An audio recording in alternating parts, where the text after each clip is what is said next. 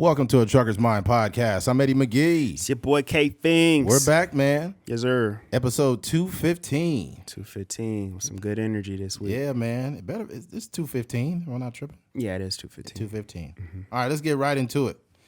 Overdraft fees. Bank of America recently they talked about it in January that they were going to cut overdraft fees from $35 down to $10. Here's why people should know about this. The reason why people should know about this is because they made over $15 billion in overdraft fees. Mm-hmm. That's a lot of fucking money on overdraft fees. Mm-hmm. And there was these groups that basically came after banks and Bank of America and said, dude, you're mainly making money off of people with low incomes. Because if you don't got the money, they charge you a fee for not having money. Yeah. So you mean, and it's crazy, like, trust me, now, luckily, I'm blessed enough to not have a problem with overdrafts and shit now. But back in the day, I had a gang of overdraft fees. I was the overdraft king. Before Draft King, there was Overdraft King, and that's it. Right. I went into the NFL overdraft. I was the first pick of the 2022 NFL Overdraft. And the Raiders select Eddie McGee from Bakersfield, California. The overdraft fees. Yeah, man. Back in the day, me and overdraft fees was like, we was like cousins. Cause yeah. I always had those problems, man. And now this is near and dear to us because a lot of people will never admit it because of social media and people being embarrassed. But most of the people listening to this podcast, you have overdrafted your account 100%. And at the end of the day, you're a human being. It happens. Yeah. Everybody doesn't always have money, okay? People, that's the thing about it is like people, what I'm starting to realize, and like this is kind of like going back to that materialistic conversation we had. Right. People like they just lack the authenticity to say that they don't got it. Exactly. And it's not, and it's one thing to say like I used to be X, Y, and Z, right. But it's even another level where you can admit that you're currently in it. Like I had an overdraft fee only a few months ago. And it wasn't like I didn't have, it was more so a thing to where like, you know, I just had money in different bank accounts and, you know, I had cash that didn't get deposited in time or whatever the case may be. But like, this is real. Like niggas is not out here balling and stuff like that. So definitely. The case. Yeah. Yeah. And there are people who are not broke and they could still get overdraft fees. Because if all your bills hit at one time and you let's say it's an emergency in a family, right? And you giving this person $650, this person $530, then you paying your bills, then you paying your car note, then you paying that. You done spent like $4,800 in a span of 1 week. Yeah, man. And like, if you're not paying attention, it's shout out to the companies that'll send you an email. Yeah. And there's some companies that'll be like, hey, such and such is coming out of your account in a couple days just to let you know. Like I have a... Yeah.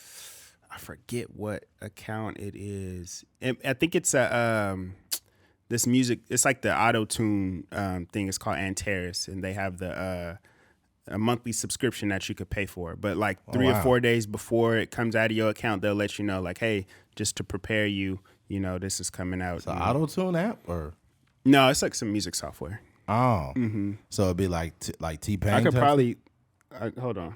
Let's see if it'll work. As soon as you click on it, I'm at the bartender. Hold on. I'm going to show you right now. Hold on, cuz. What's that? Hold on.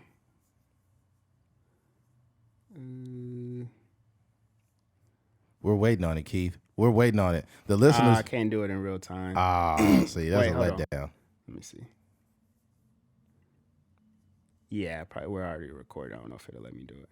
I was gonna throw some tune on your voice, but yeah, it'd be like Jason Derulo.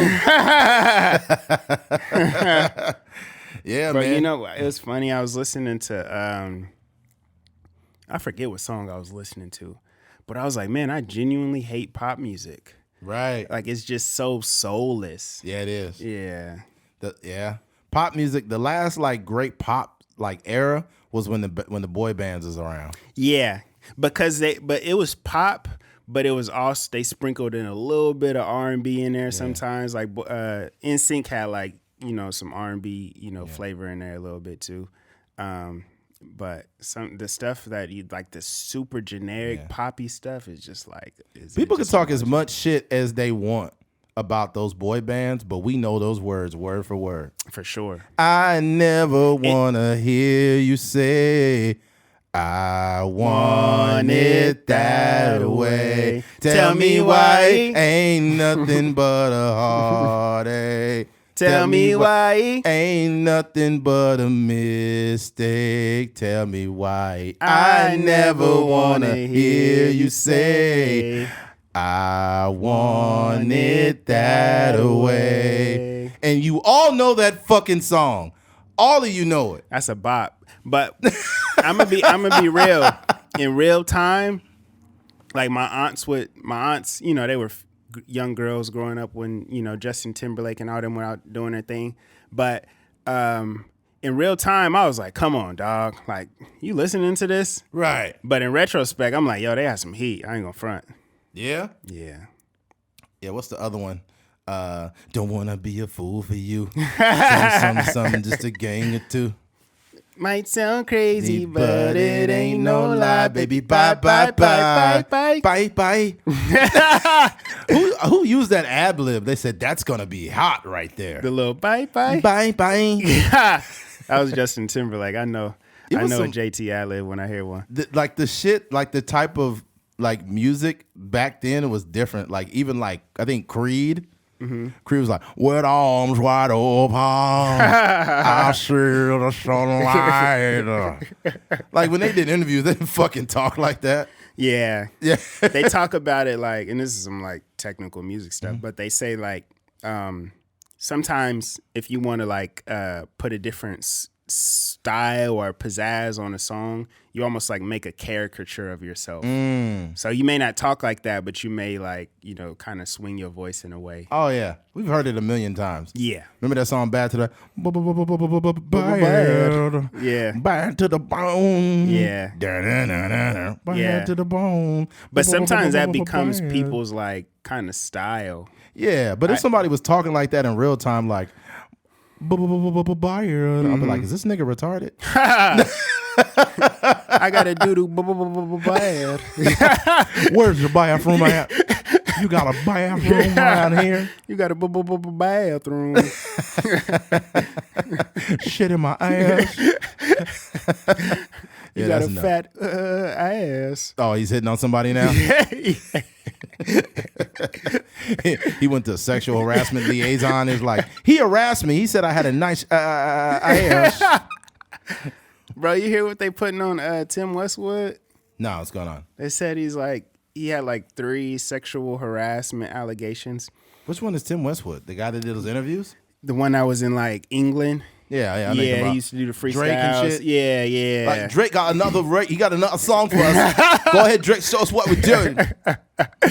That was like 2000 and fuck. That was like 2008. That used to be a thing. Like everybody went up there to freestyle. Drake did a freestyle with a BlackBerry back. He's like, all my friends used to know when I was coming around. And like, nigga, that's not a freestyle, Drake. You're on your phone. Yeah, that nigga Funk Flex exposed him for sure because he made it very apparent that he was freestyling from the phone. Oh yeah. Because normally I think he even had it set up in a way where he was like trying to hide it a little bit, and then he was kind of messing up, so he was just scrolling through his notes and like, I got something for this one. Listen, I'm just standing in the puddle. Drake don't do the hand no more. He used to do the hand. Can we talk about how great Drake was when he first fucking came out with that Best I Ever Had? Oh, for sure. Yeah, he was out of here. Best I Ever Had Drake? That Drake was crazy. Yeah, he was out of here. Drake was crazy. And you know what's funny? Is Drake got so big, like when Drake first dropped and he had that song, we talking about, dude, that's 2009? Late 2009? And you look at that, and he just had a bunch of supporters. People love Drake. And then now you got a lot of people hating, but it's because he's so massive now. He's just way too big. Yeah. It's a lot going on. I just think about it in a way where, like, imagine you get to solely focus on music. Yeah. You quit acting, and you full-fledged on making music work. Cups of the rose. Yeah, and then you kind of transform. You're a mogul. You got brand deals. You got all these different things going on. You got kids. You just don't like. You're not. Music ain't your focus. As much as it used to be. Wah, And Drake don't do that no more. Drake Somebody must harmonize for sure. Yeah, Drake. Somebody told him to stop doing that shit. Yeah. 'Cause he'd be like rapping, and then nobody coming around. They feel me. What the fuck was that, Drake? Yeah. No, but the Tim Westwood thing is interesting because it's not the crazy R. Kelly type allegations. It's more the ones where it's like he used his power to influence me to do X, Y, and Z. It's that kind of narrative. Like coercion? Yeah. Like coercion? I don't think men, here's the thing. I think two things are true. I don't think men with any form of power should coerce women into having sex with them, but I think women are grown adults that can say no. Mm-hmm.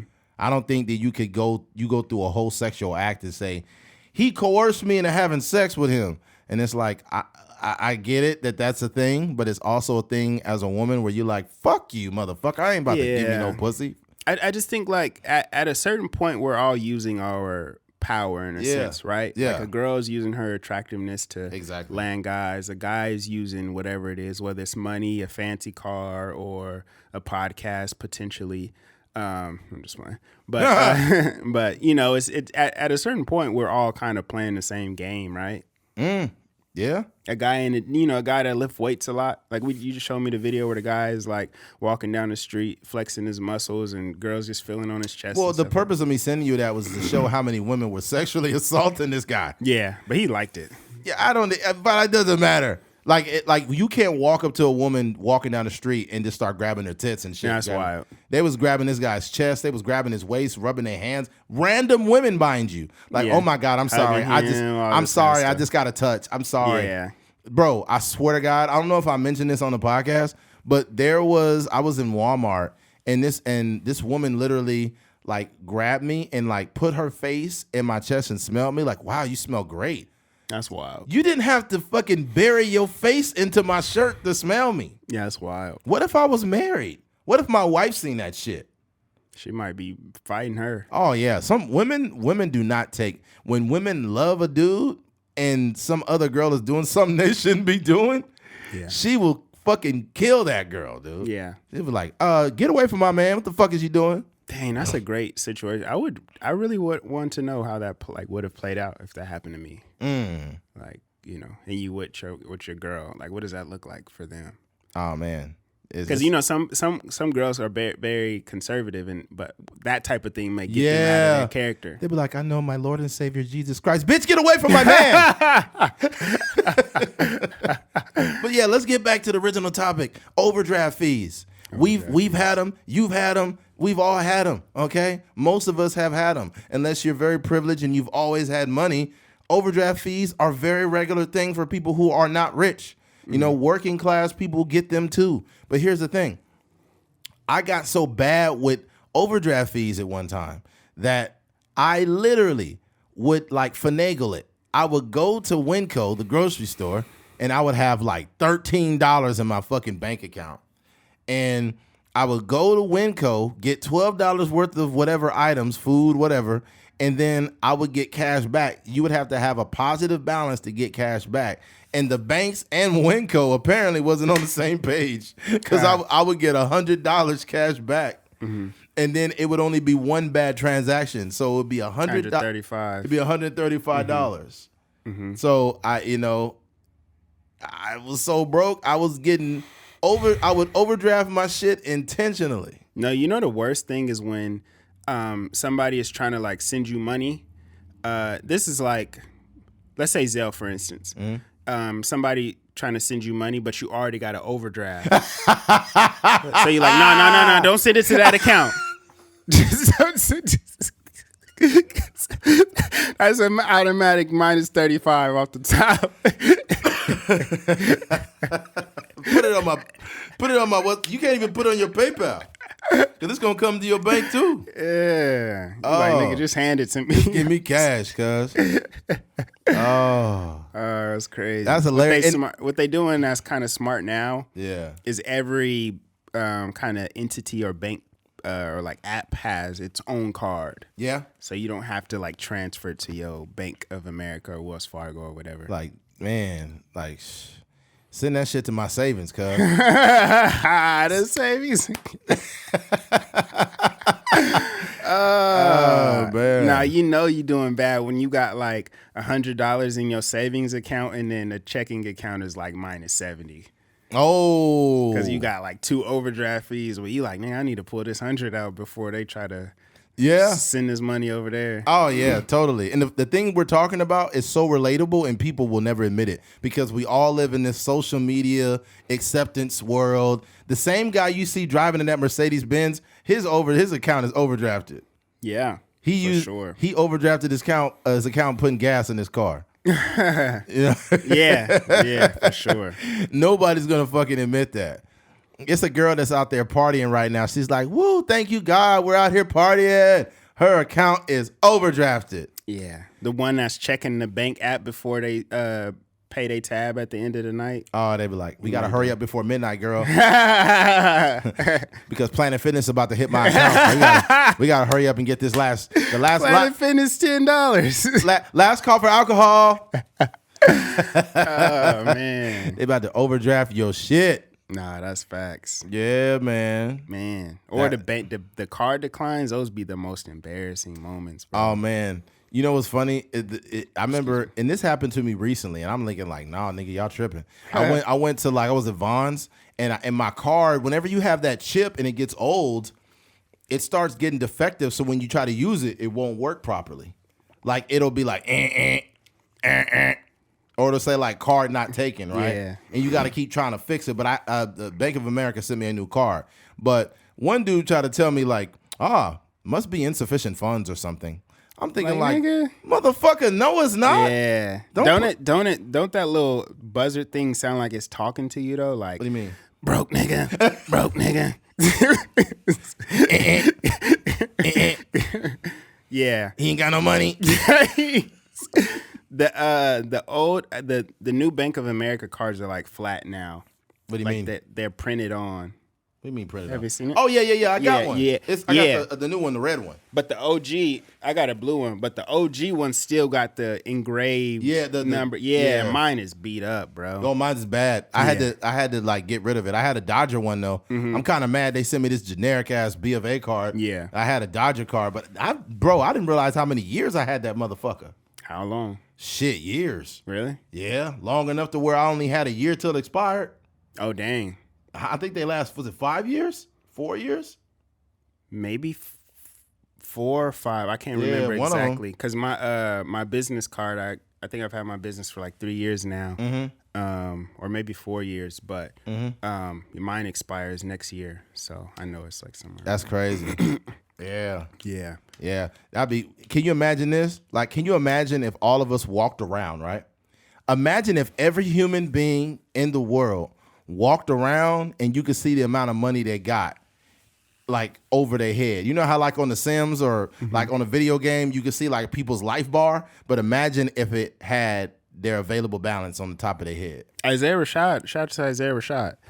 He has a music video like that. Really? Mm-hmm. He's walking down the pier in Santa Monica, I think, and everyone has like, it's like $12, $100. Some is in the red.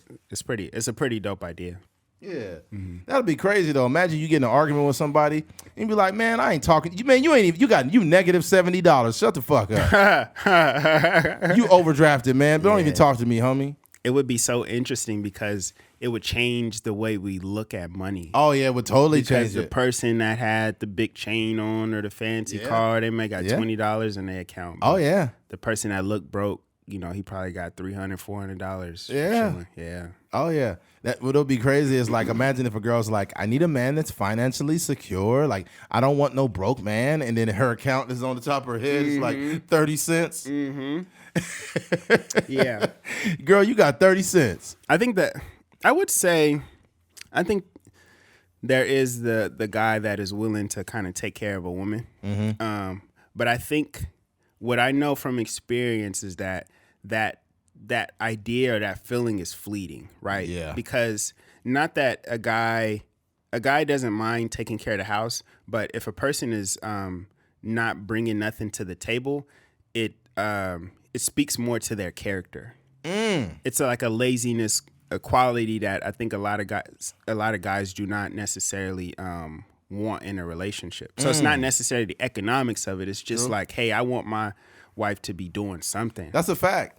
You know, even my cousin, like he's doing really good for himself, and his wife also, she just recently got back into work because the kids are a little bit older now and stuff like that, and it just works out. And I don't know the reason for it. You know, it is some extra increments or whatever, but I'm sure more so than anything, it's just like, hey, we in this together. Like, I'm working hard. You know, obviously you working hard as well. Like, let's make this.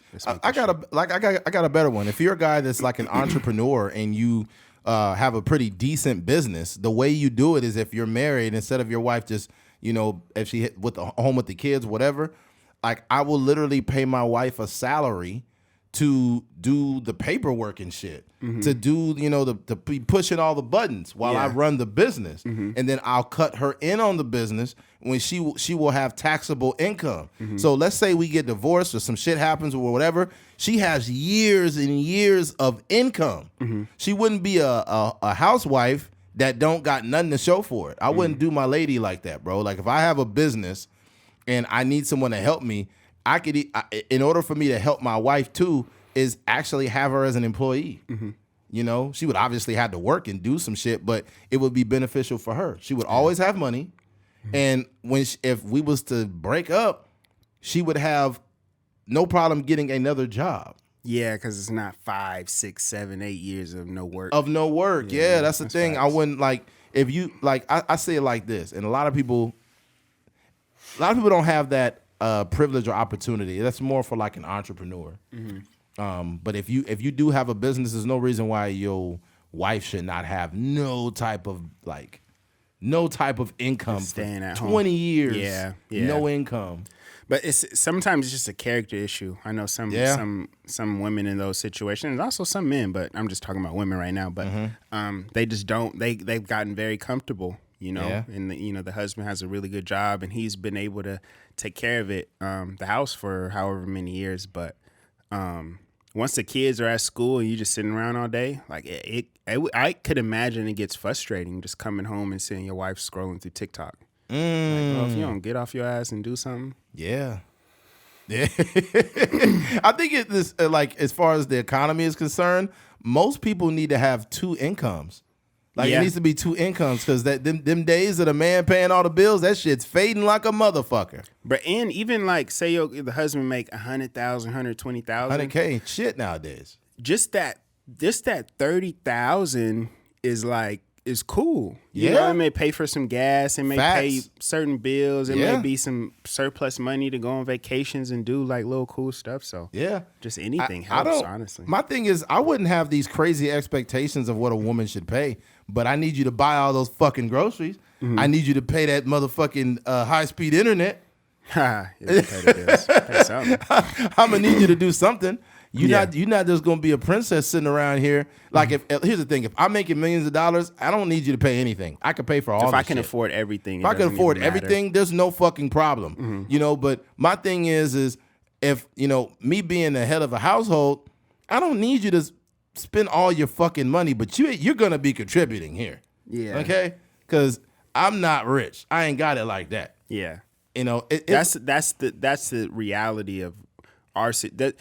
Niggas that have overdraft fees are like the people that need help, like keeping the household running. Yeah, baby, I'm gonna need you to pay my overdraft fees.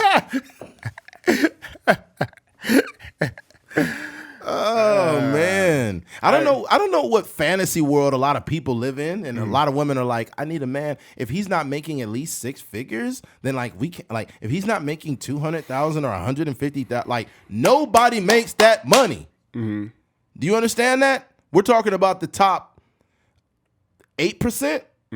What's that? What about top 8 to 6? 100,000? No, not even like 100 to 150,000. That might be top 6%. It might 6%? be top 3%, honestly. Might 3?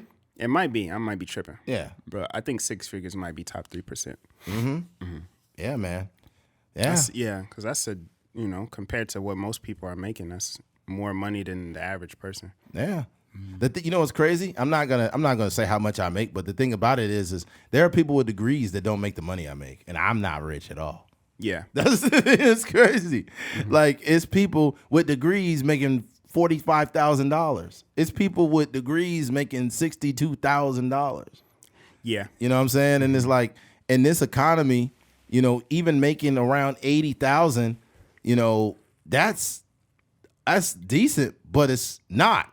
It's because, like, in America, everything's going up. Even 100K ain't shit. But also a lot of people aren't working the amount of hours that you are. You're working like 12-hour days sometimes longer than that. Like a teacher can make 45, but they work 7 to 3. And they only work in 9 months out of the year. Good point. But it's, I mean, at the end of the year, the money's still, it's still not the same. So, hey, the teacher's gonna start getting OnlyFans if they don't start paying them more.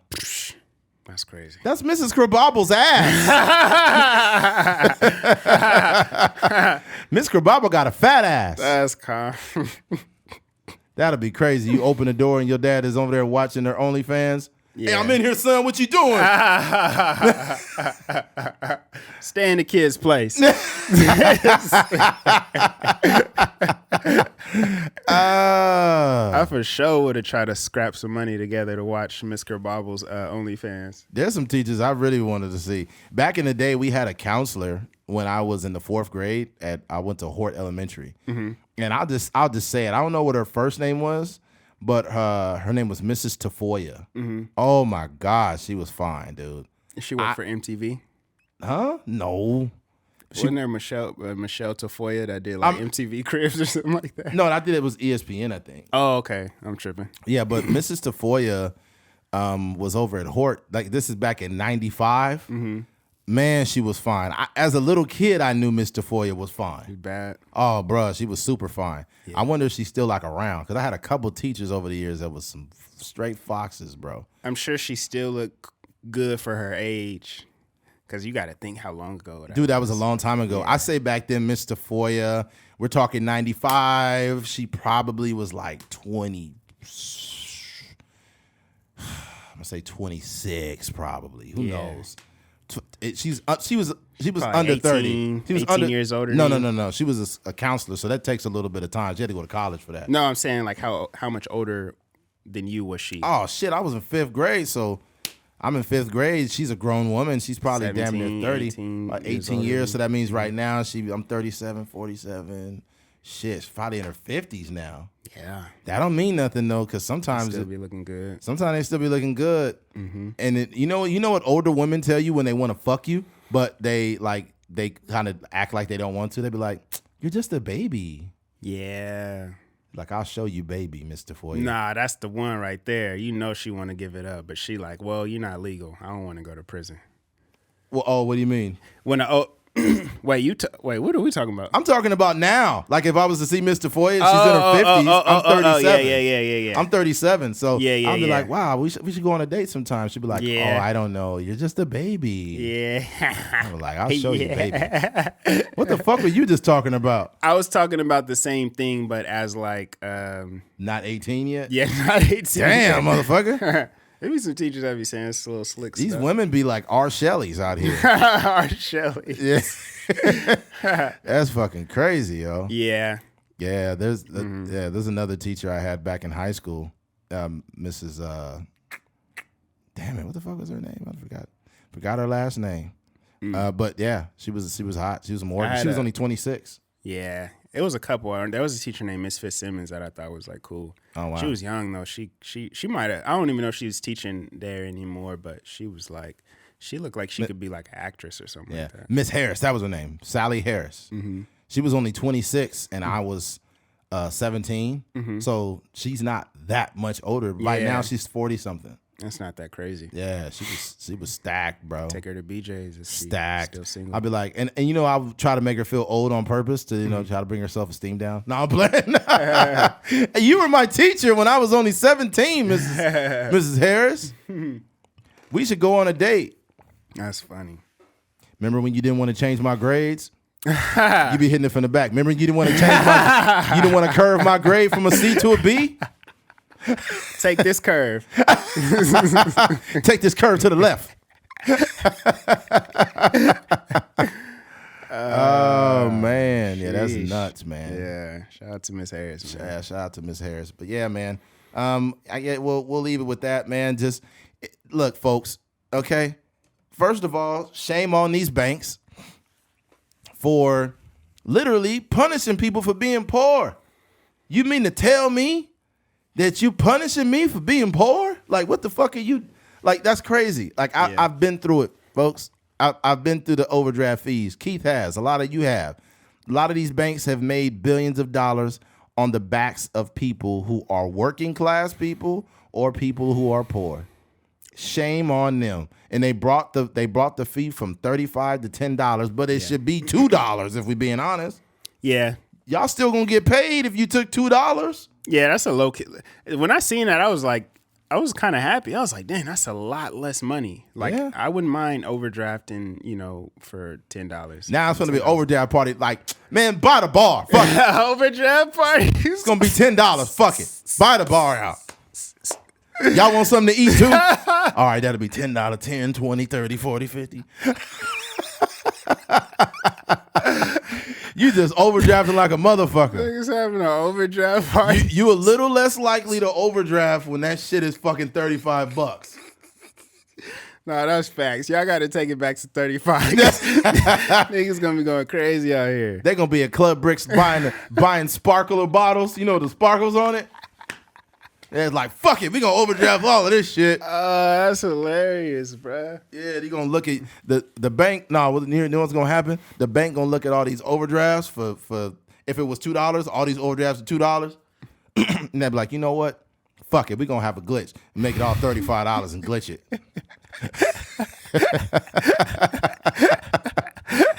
This nigga bought some condoms and some Hypnotic.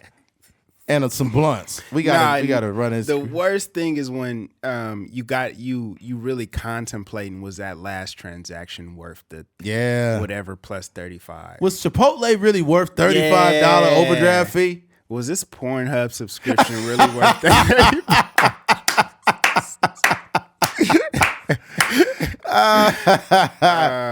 Was Pornhub Premium really worth the negative $35? I know I drained my balls, but was it really worth $35?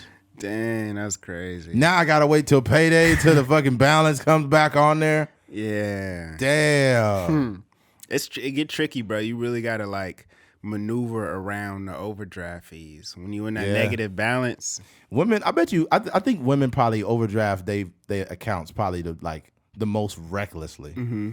They'd be like, let's go to Michael's. Let's go to Hobby Lobby. Let's go to Starbucks. Let's go all the little cute girly places, and they go to their account, and they got $900 in overdraft fees. Women will for sure spend their last $5 on a Starbucks drink, and then they'll take on a latte, and then they take a picture of it on Instagram. And they get a special memo from Bank of America. We seen that picture on IG for that last cup of coffee. That was for $7.50. Oh man. People, there's like literally a culture of people who take pictures of their Starbucks. Yeah. And it's a thing for sure. Yeah. It's a thing. Like they got their hand and they got the cup, and it's like a status symbol. Yeah. It's like Nike, but it's coffee. The most expensive coffee, I guess. And people talk about like, people will be like, it's so fucked up, the economy and like everything they're doing and inflation, and nobody can live anymore. Let me get a latte double pump with so-and-so. Yeah, that's facts. Yeah, let me get a mocha latte triple. The way that they order to is like this snobby Starbucks culture. I don't even fuck with Starbucks at all. I've been there one time, and it was with my girlfriend back in the day. Yeah. I don't fuck with Starbucks. It's just sugary bullshit. That's facts. I don't fuck with that. And you can make that at the house. Yeah, it's just sugary diabetes. You shouldn't be drinking that shit. They have a couple, like I have, outside of like going with a girl, I've maybe been like if I say I used to write in Starbucks a lot, so I'll get like a little iced flavored drink or whatever, but not I'm not. Yeah, I haven't been there in a while. I do get. They do have like these refreshers, which are pretty good. They're not. They don't have coffee in them. They're just like this fruit drink. Some people was telling me about it. You'll love the refreshers there. Like, if you don't shut the fuck up, well, you'll love the refreshments. You'll love the refreshments. You love it. I seen a white girl with a tattoo of Starbucks. She tripping. And I was like, "You got a Starbucks?" She was People like, love coffee though. You already know what time it is. It's not that, bro. It's not that. It is. It's not. It's not. It is, but it isn't. Yeah. Because those people, you're not going to Starbucks every day if you don't love coffee. It's a Starbucks culture. Yes. But I'm saying Starbucks cult. Yeah, cult. But they're the people that are there that are ordering, like some people are ordering like black coffee and are still like waiting in line. Yeah. But it's a whole like, it's a coffee, those people that have like the posters in their home, like the things I love the most is my mom, my dog, and coffee, or those God. Like type of like positive. Coffee's not even good for you, dude. It's not the worst thing in the world, but there's an addictive quality to it. Yeah, to get you all jittery and stuff. I think the worst thing is it's not going. Coffee's not necessarily going to kill you, but the reliance on it can. It almost ruins people's emotional Coffee behavior. has some negative effects, bro. I could be wrong, but last time I remember, there's a downside to drinking that shit. You drinking it every day too, it could fuck you up long term. Not to mention like coffee or caffeine or whatever. It stops working. It starts to have a placebo effect because you've drank it so much, it doesn't wake you up anymore. Like people's like, I need to wake up. I need some coffee. It's not the like coffee will work. It's almost like working out. If you do the same workouts over and over, you start to get this, what do you call it? Like almost you adapt. Like your body adapts to like doing the same shit and you don't really grow anymore. Yeah. Same thing with drinking coffee. If you drink it all the time, the effects just go away. But not really because you're addicted to it. So it still has the same effect. It probably doesn't have the wake up quality to it, but when you become reliant on it, then it's just, if you don't have it, then you'll probably be angry or whatever. Here are 9 side effects to too much caffeine. Anxiety. Caffeine is known to increase alertness. Not caffeine. You have to look up coffee. Oh, I put in coffee cons, but caffeine is in coffee. Yeah, but caffeine is also, they could be referring to soda or they could be referring to Coca-Cola or something. It says high blood pressure, addiction, rapid heart rate, fatigue, digestive issues. As far as, I don't know, I know some people that drink coffee just to shit. Yeah, yeah. There are people that have that morning coffee and then they go straight to the toilet. They be like, yeah, so back in my day, I'll be back. Yeah. You just hear a blast. Some people don't even use a bathroom normal. They just have blowouts. Sometimes like I'll go into the bathroom in the office in here and then it just be like, it look like chocolate chips all over the toilet. It look like Cookie Crisp all over the toilet. Cookie Crisp. Remember the commercials back in the day? Yeah. The little Cookie Crisp, the dude was dressed up as a cop and shit. Yeah. Cookie Crisp. Yeah.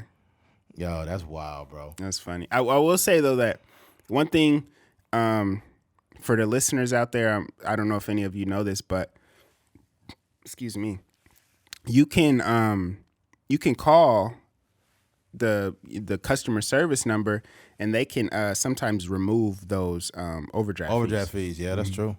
Yeah. But if you probably one of the people that call too much, they'll be like, no, nigga, we seen you at Club Bricks. Yeah, we can't remove. Yeah, they look at your transactions before they say like, oh, they got to check to see where certain things came from. It shows right here you paid $42.95 for a year subscription to Bang Bros. And, yeah, you have subscribed to Asian. I'm thinking of a nasty porn name. Like, I'm not gonna shame anybody for buying porn, but why would you do that? I mean, I see the appeal of it, right? Because you do have like the free websites.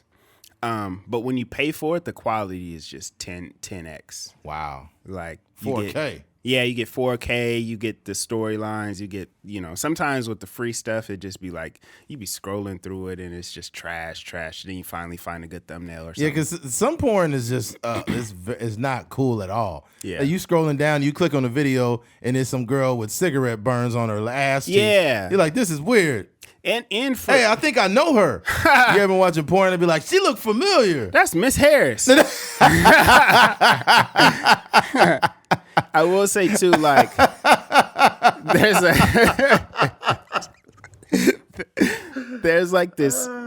a huge despair in the quality of black porn versus like other, mostly like white porn.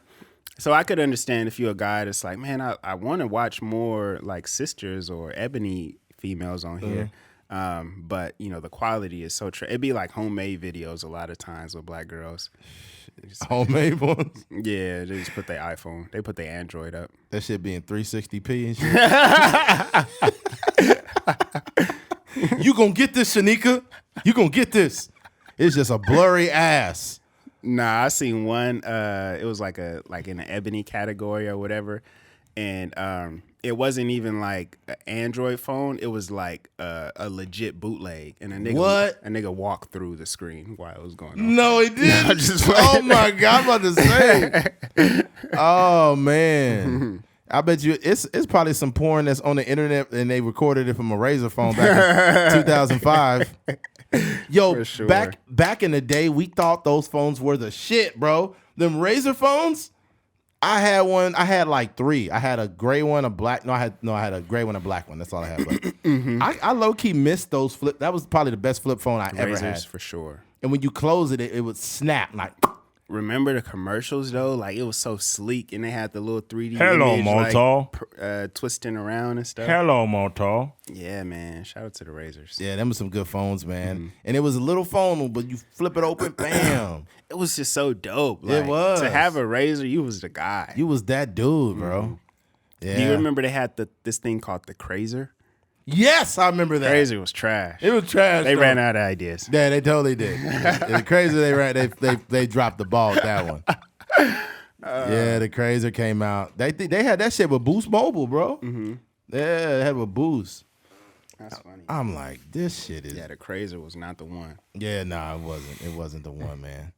All right, switching gears. Women leaving good men or leaving good relationships. I seen a couple stories more recently, more viral.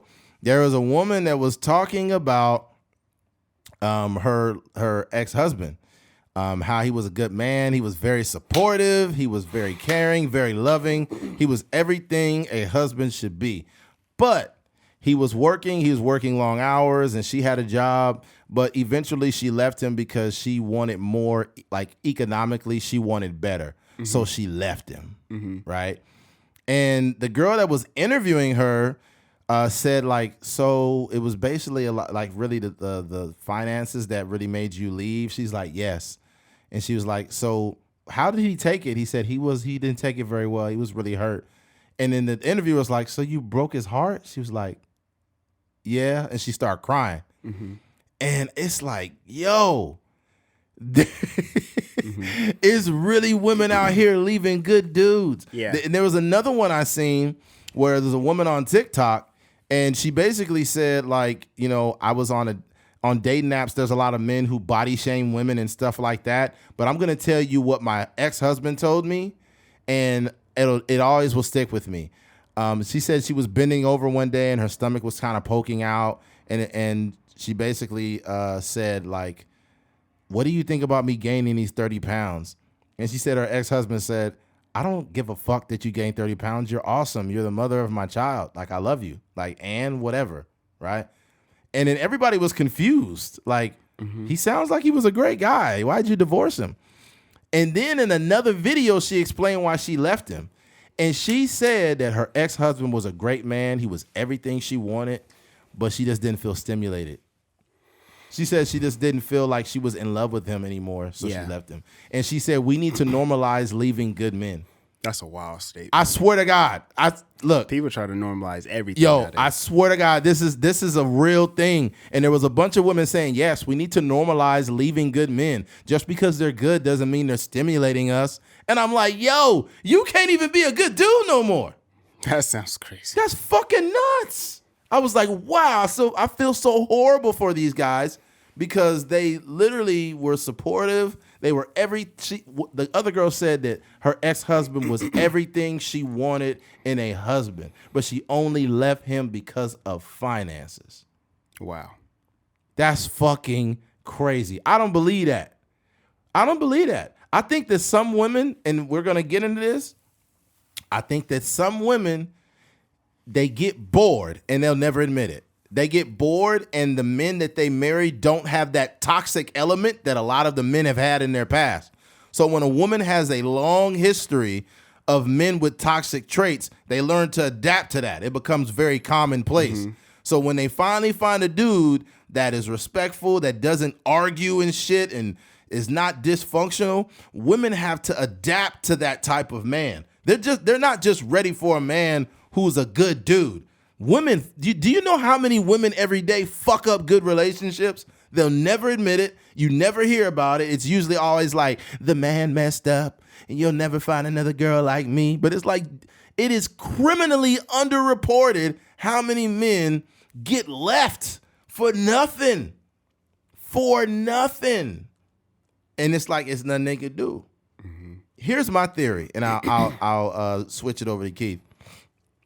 I think when these women get bored, and a lot of women do get bored, I think the only thing that keeps some women around is how much they know how good their partner is and they love him, right? And I think anyone will get kind of, when things become a little routine, it could become a little bit boring, but the fact that that person always going to be there is something that you should appreciate. Yeah. You know? But yeah. I think these women, these type of women, they're never going to be happy. Nah, never. Because, and I always say this, but I go back to that J. Cole song, Love Yours. When you think about the only reason they're not satisfied is probably because they're comparing their partner to what's out there in the world. Mm-hmm. And this is like false sense of reality when you really look at the dating landscape. Yeah. For the most part, if you are a woman and you gain 30 pounds and you bend over, your stomach all hanging over your pants, I would say 9 out of 10 guys aren't going to give you that response. That's They're a not fact. going to say, like, you're the mother of my child. I love you regardless, whatever the case may be. Like, that's just not the normal thing. And there are a lot of people, and we're talking about women here, but there are a lot of women that are, I think, ruining really good relationships, and they're going to have to live with this for the rest of their lives. Yeah. And I think I was telling you this earlier.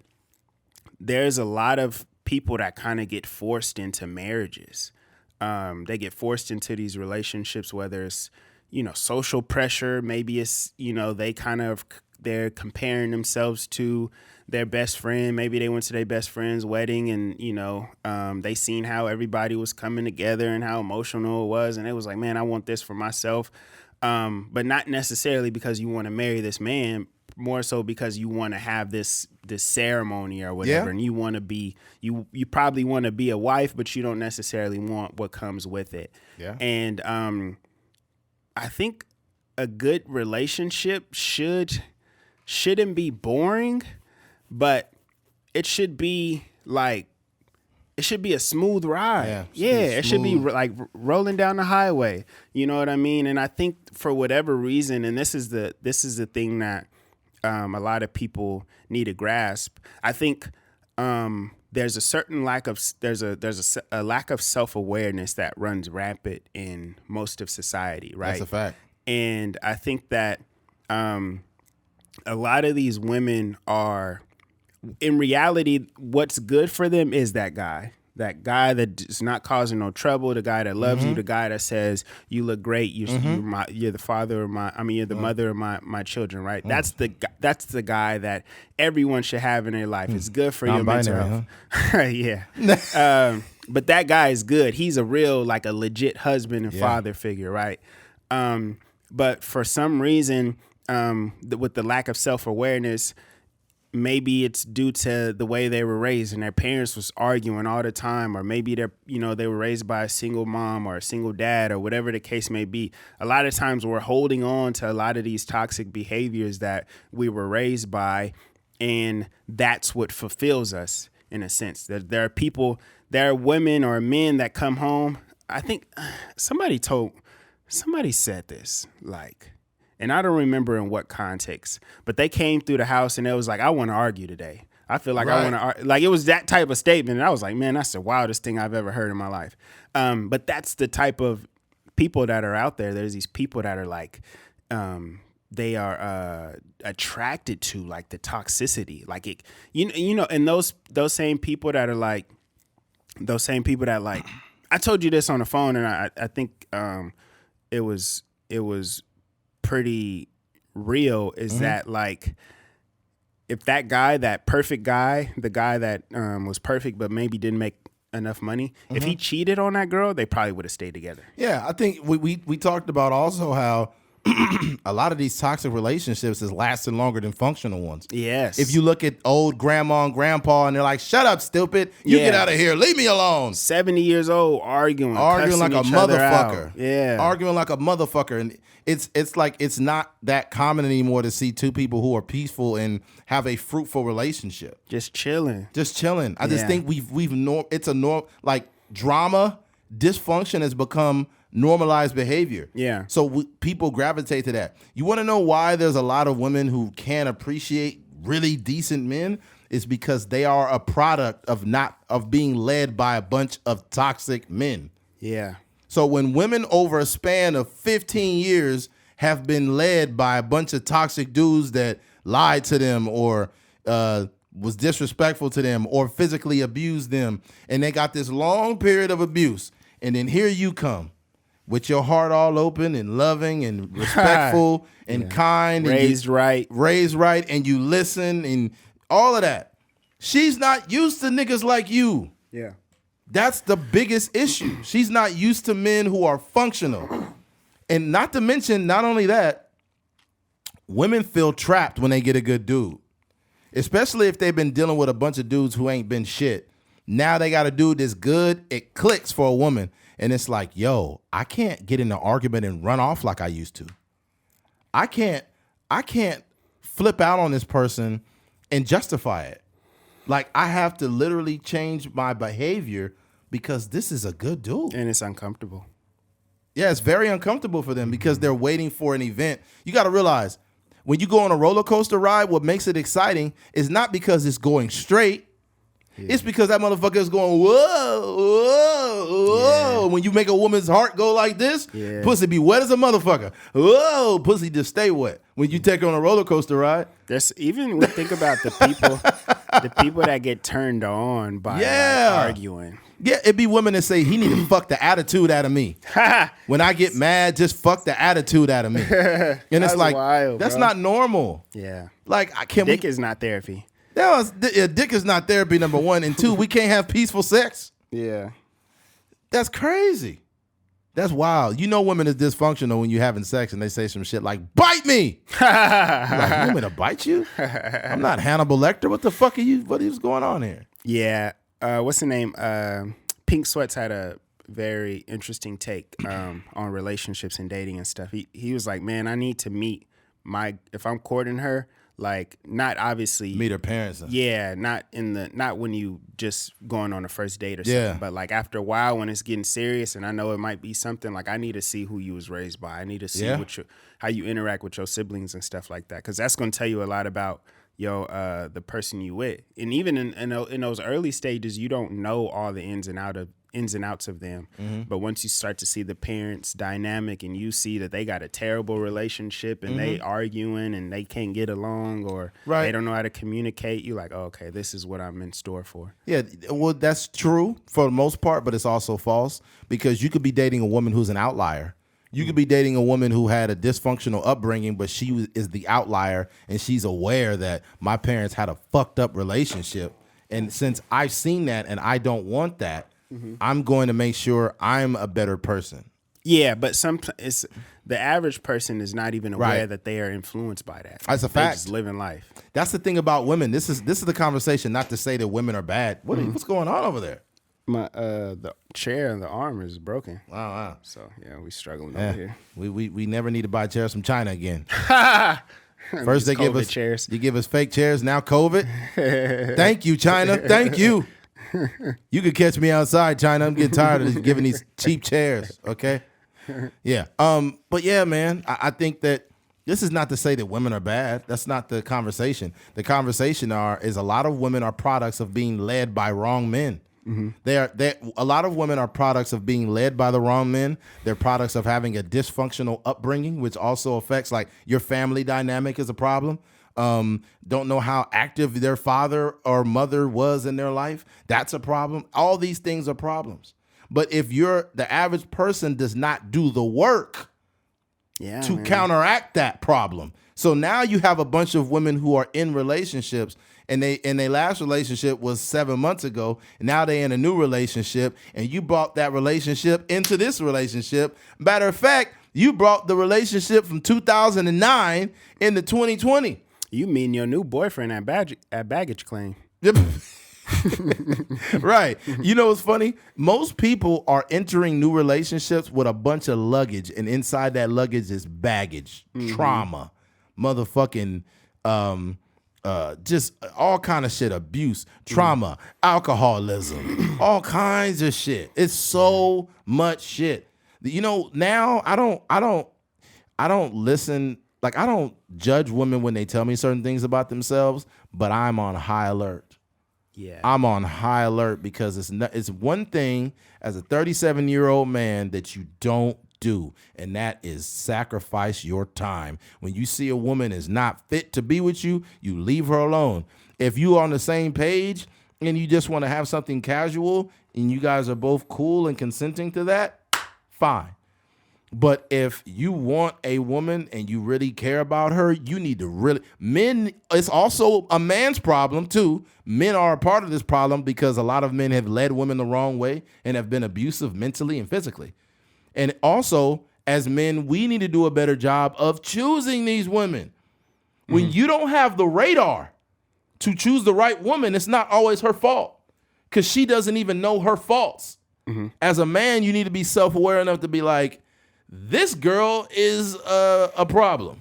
Yeah. I can't have this woman at my house. I can't even sleep with this woman. Her energy is too bad. Yeah. Like I need to leave her alone. I think more men need to be able to discern between the type of women that they're having in their lives. Yeah. That's also an issue. Do you know sexual energy? Yeah, but not just the sexual energy.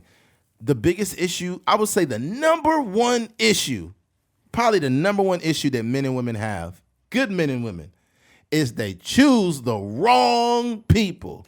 You know how many good people are attracted to the wrong things?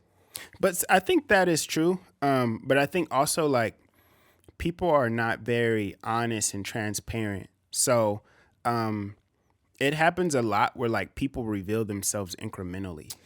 Like I think that that's not the norm, but I think that there is like for say for example, we have a podcast, right? So Right. like generally when we are communicating and it could be in a dating situation or whatever, there's no room to really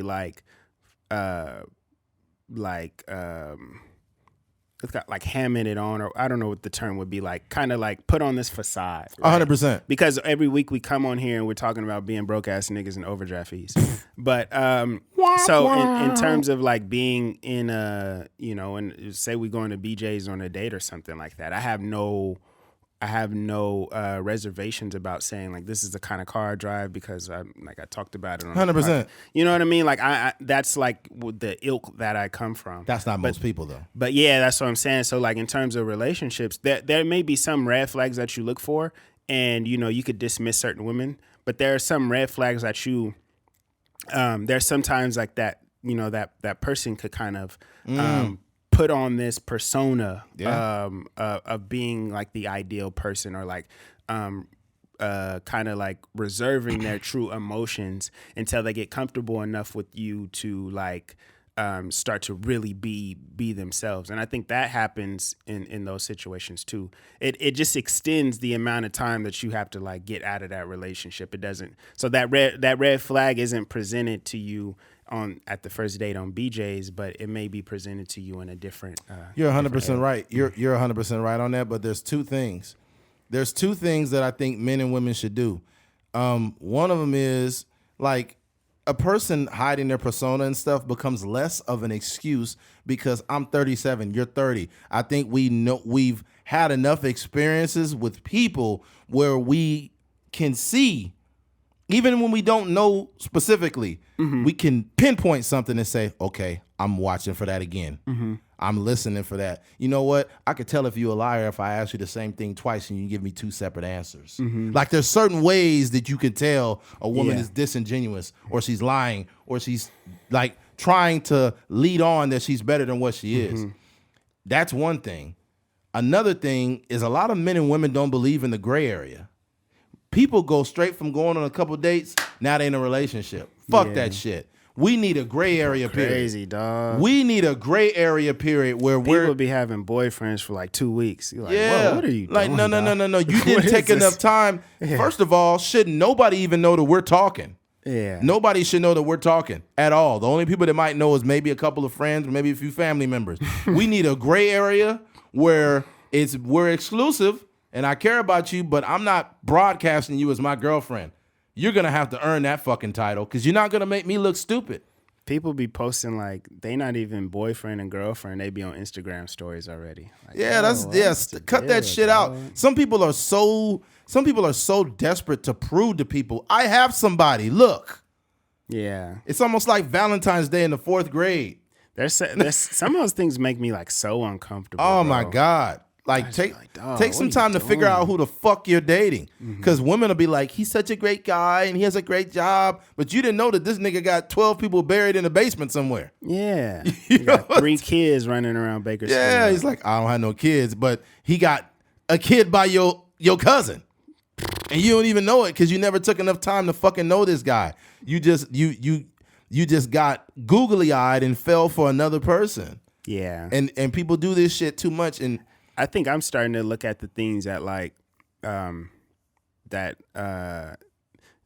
like, I guess, a white flag. I'm starting to like pinpoint white flags a little bit more. Like there's a certain structure to people's lives or like certain things that they do that would allow me to think that they are like a better fit to be in a relationship. And not necessarily with me, but just overall. Like you might see a therapist or you just have like a certain structure to your life that that would make you more so like a long-term wife material. So kind of almost the opposite of red flags, but just like the white flag kind of thing.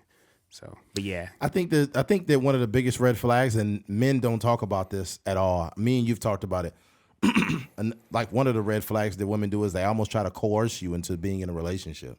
Yeah. They do certain things and give you certain energy that you did not ask for. Yeah. Like as a man, if I was to force that a certain type of sexual energy on you or, grabbing on your thighs and stuff and you're like, wait, we're not doing that. Women do it in a different way, but it's highly manipulative where you'll just be thinking it's something casual and then they're like, yeah, I think we need to go take a trip here. We should do this and do that. And it's like, you're trying to get me to be your boyfriend, aren't you? You're trying to get me to do that. I didn't sign that contract. Yeah. I'm not a dickhead. I'm not trying to use women, but I think that there's certain things that in certain ways that women will do, certain things they'll do. The problem with that too is like, you're not even trying to like chill. Like you're not trying, when we say the word chill, women interpret it wrong. Like, you just want to fuck me? That's all you want to do? No, I want to chill. I want to get to know who the fuck you are. And then proceed to do that. Yeah. The thing about it is I need to know who you are if a relationship's a thing. Yeah. People just literally dive into them. Yeah. Like it's literally like I meet you at some said place. We go hang out, maybe a few dates. Sex comes soon after that. We're hanging out a lot more, going to movies, going to dinner, going to movies, going to dinner. Now you update your relationship status 2.5 or 3 weeks after the initial date. That's too goddamn soon. Yeah. That's most people though, Keith. I haven't even got comfortable yet. Yeah. I ain't even showed you I'm crazy. Yeah, you can't even handle my farts. Yeah, I ain't even farted in front of you yet. Bro, this is why I learned too. You got to start farting on these women real soon. You got to start farting on them, man. Just let it out. Just see how she reacts to it. Yeah. Yeah, she might not be able to handle it because she truth be told, she got gas in her stomach so bad, and she been holding it in the whole time. Yeah. Especially if y'all had yogurt or something. Yeah. If y'all went to like a frozen yogurt place and y'all chilling, Yeah. she knows she got a fart. Yeah. But she's like, yeah, that's crazy. I'll probably after this. I got a call from my mom, but she really got to go take a shit. Yeah. You know? She kind of doing the farts.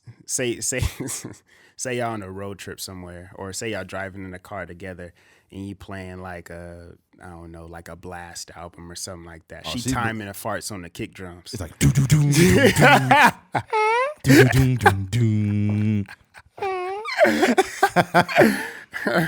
No. What it is when women be sneaking farts, they'll roll the window down while you driving. Like, oh my god, I just love the fresh air. It's a nice breeze today. Them leggings is hot as fuck. Yeah. Yeah. You know the fart is bad when it's like a pocket that kind like sometimes it'd be like a bubble almost. Like say you sitting on a chair, that mug could like creep down your leg. You be like, how did fart get to my ankle? What the fuck? Oh man. You be like, little gas bubble. That motherfucking fart exploded in my pants. God damn it. Oh man. But nah, that's real. You gotta make sure. It's one of those things, man, where and I was telling you about this too. Like sometimes even a casual thing, like a friend with benefits, or you know, if y'all just having sex and friends or whatever.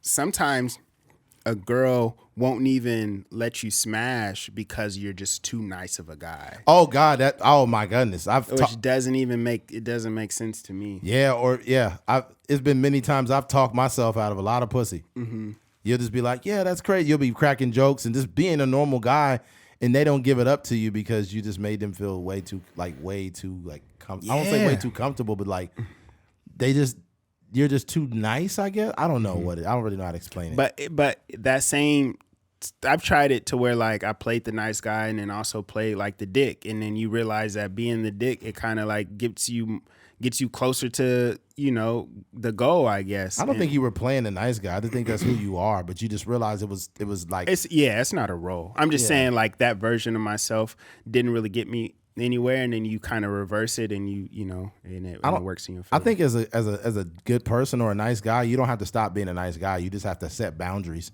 So, like for example, instead of like doing the shit like back in the day, like if a chick would just hit me up or text me and I was just way available, like I wasn't playing no games. I was just straight up, oh yeah, I'm chilling. What are you doing? So and so, right? When women know they have that much access to you, they don't even want to fuck you. It's weird. Mm-hmm. Like they don't even like you like that no more. Mm-hmm. Now you just become like a bro to them. Yeah. But the men who are texting them the least, the men who don't give them no attention, is the dude that's fucking her. That's crazy. And women know this is true. There's a dude that wants to take you out. He's really nice. He's a really cool guy. But you look at him too serious, and it's a dude that you hoping this guy will fucking text you. Mm-hmm. You hoping this motherfucker would just look your way. He been ignoring you, but one day he'd be like, what's up? You're like, oh my God, David text me. Oh my God. Do I text him now? Or do I wait a little bit? Do I wait like 15 minutes? I don't want to come off as desperate. What do I do?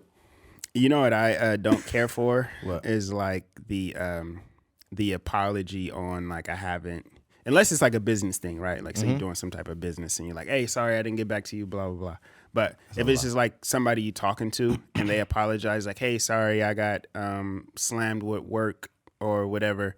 I'm like, one, I don't care. Yeah. Two, like, don't apologize to me for like not texting me back. It's like, because you're lying. First I don't of all. need that. I don't need that apology. Like, just respond and that's cool. Like, Yeah. Well, for me, I see it like this. I feel like in order for anything to happen with a woman, they need to be reciprocating that same energy. So I remember when I was in college It was this chick. I was crazy about this chick. I liked her a lot, and I seen her across the campus, and I text her. Right, I was like, "Hey, what's up? I'm over here at the cafeteria. This guy here." This when I was going to BC, and I looked way across the campus, and she looked at her phone and put it in her pocket. Dang. She looked at her phone. This is when I knew. This is when Eddie became a supervillain. Yeah, this is when That's your origin story. This is when I right became the fucking Joker. It's like, I'm gonna get the pussy now. Batman. Oh man. Oh man. That movie is great, by the way. Oh yo, I don't care what anyone says. I'm gonna get shit for this. Joaquin Phoenix is the best Joker ever, dude. That guy is good. Joaquin Phoenix, man, and his back is all weird and shit. I'm like, yo, I didn't know the Joker had a crooked back, but it was like, yo, that's really his back. But yeah, he has like a deformed something, like with his back and bones and stuff. Yeah. I was doing this thing. I'm working on this this little web series, right? And part of it is like these jarring emotions, like going from angry to sad.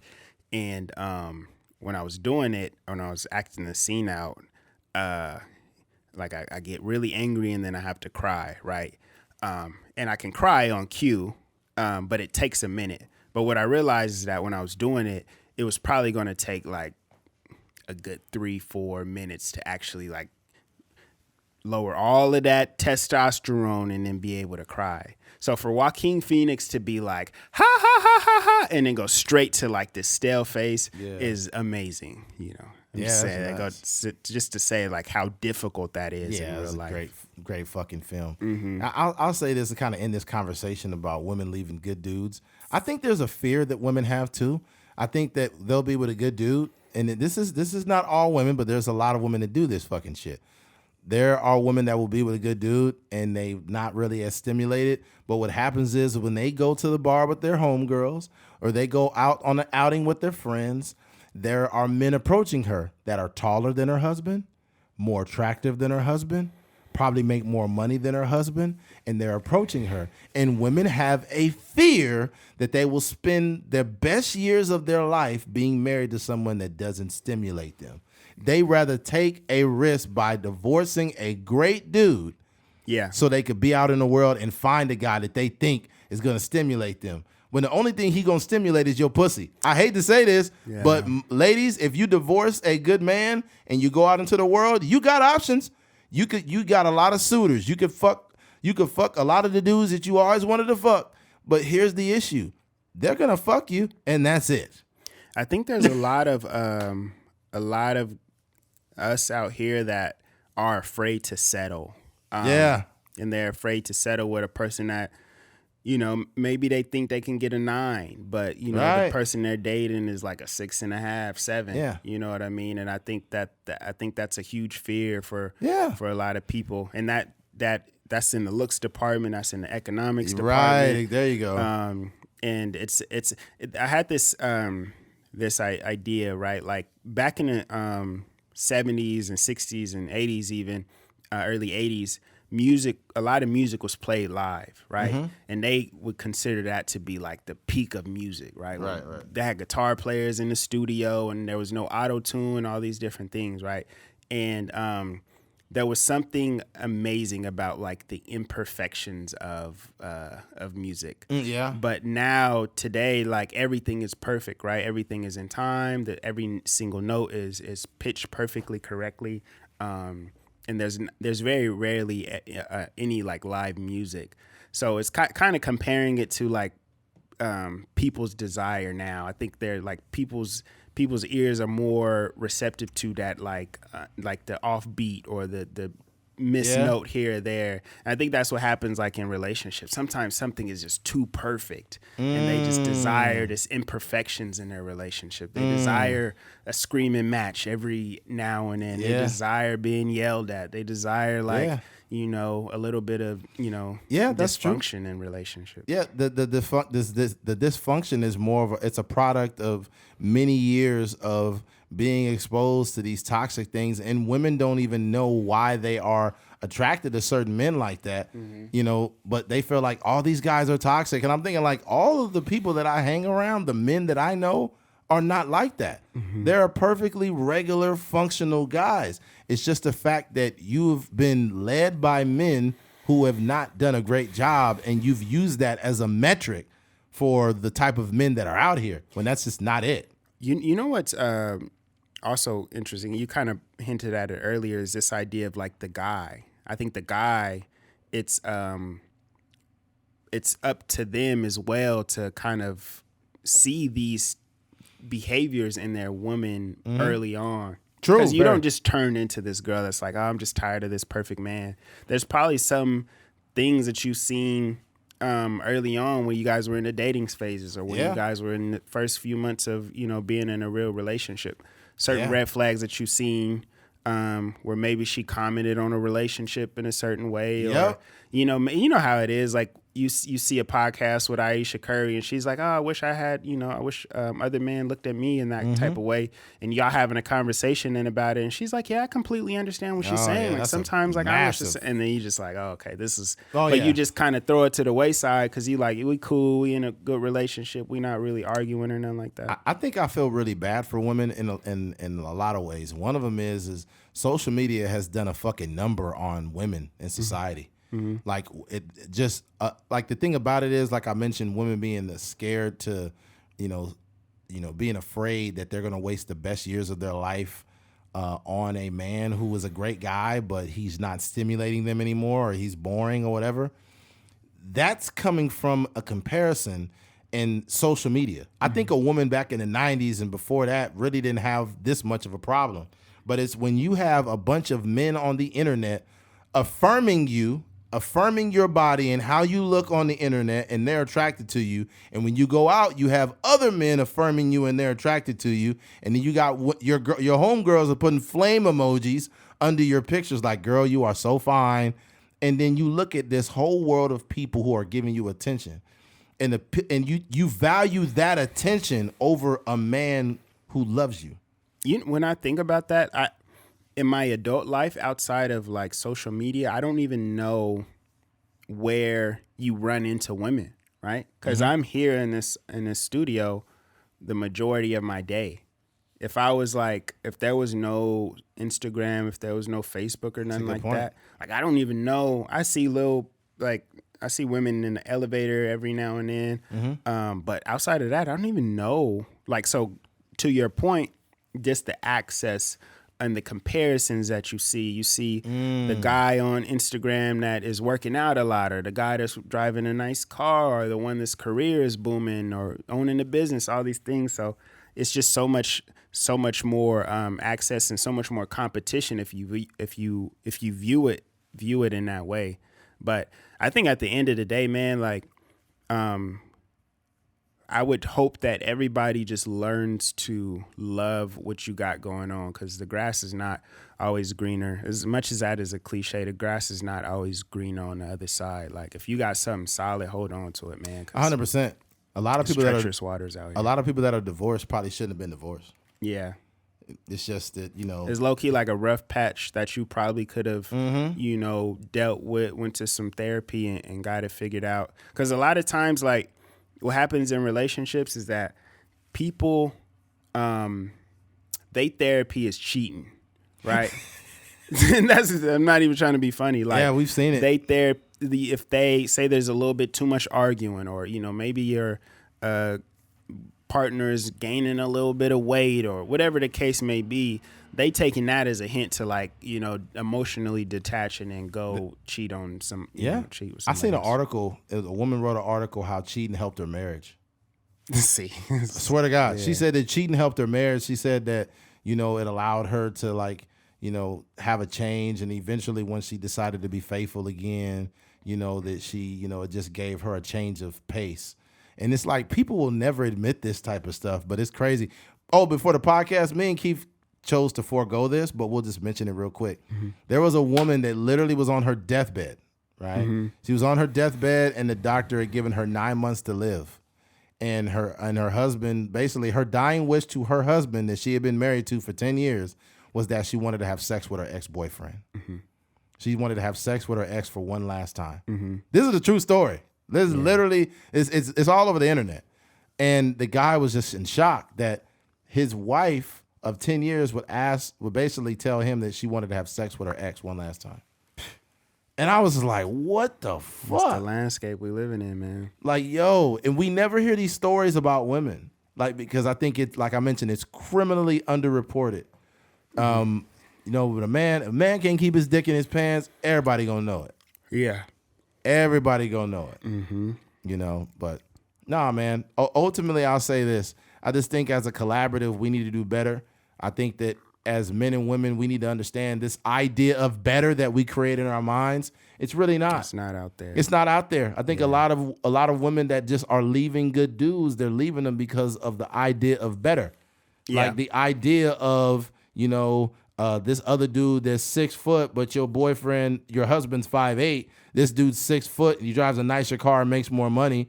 And and he's the guy hitting on you when you go to the bar, but you're like, no, I'm sorry, I'm married. And you're turning down so many men that are like kind of like that other dude that you really always wanted. Yeah. And it's kind of pushing you away from your own relationship. Yeah. A woman doesn't have to cheat to be done. There are women that are getting a divorce, but they already been basically checked out for 7 years.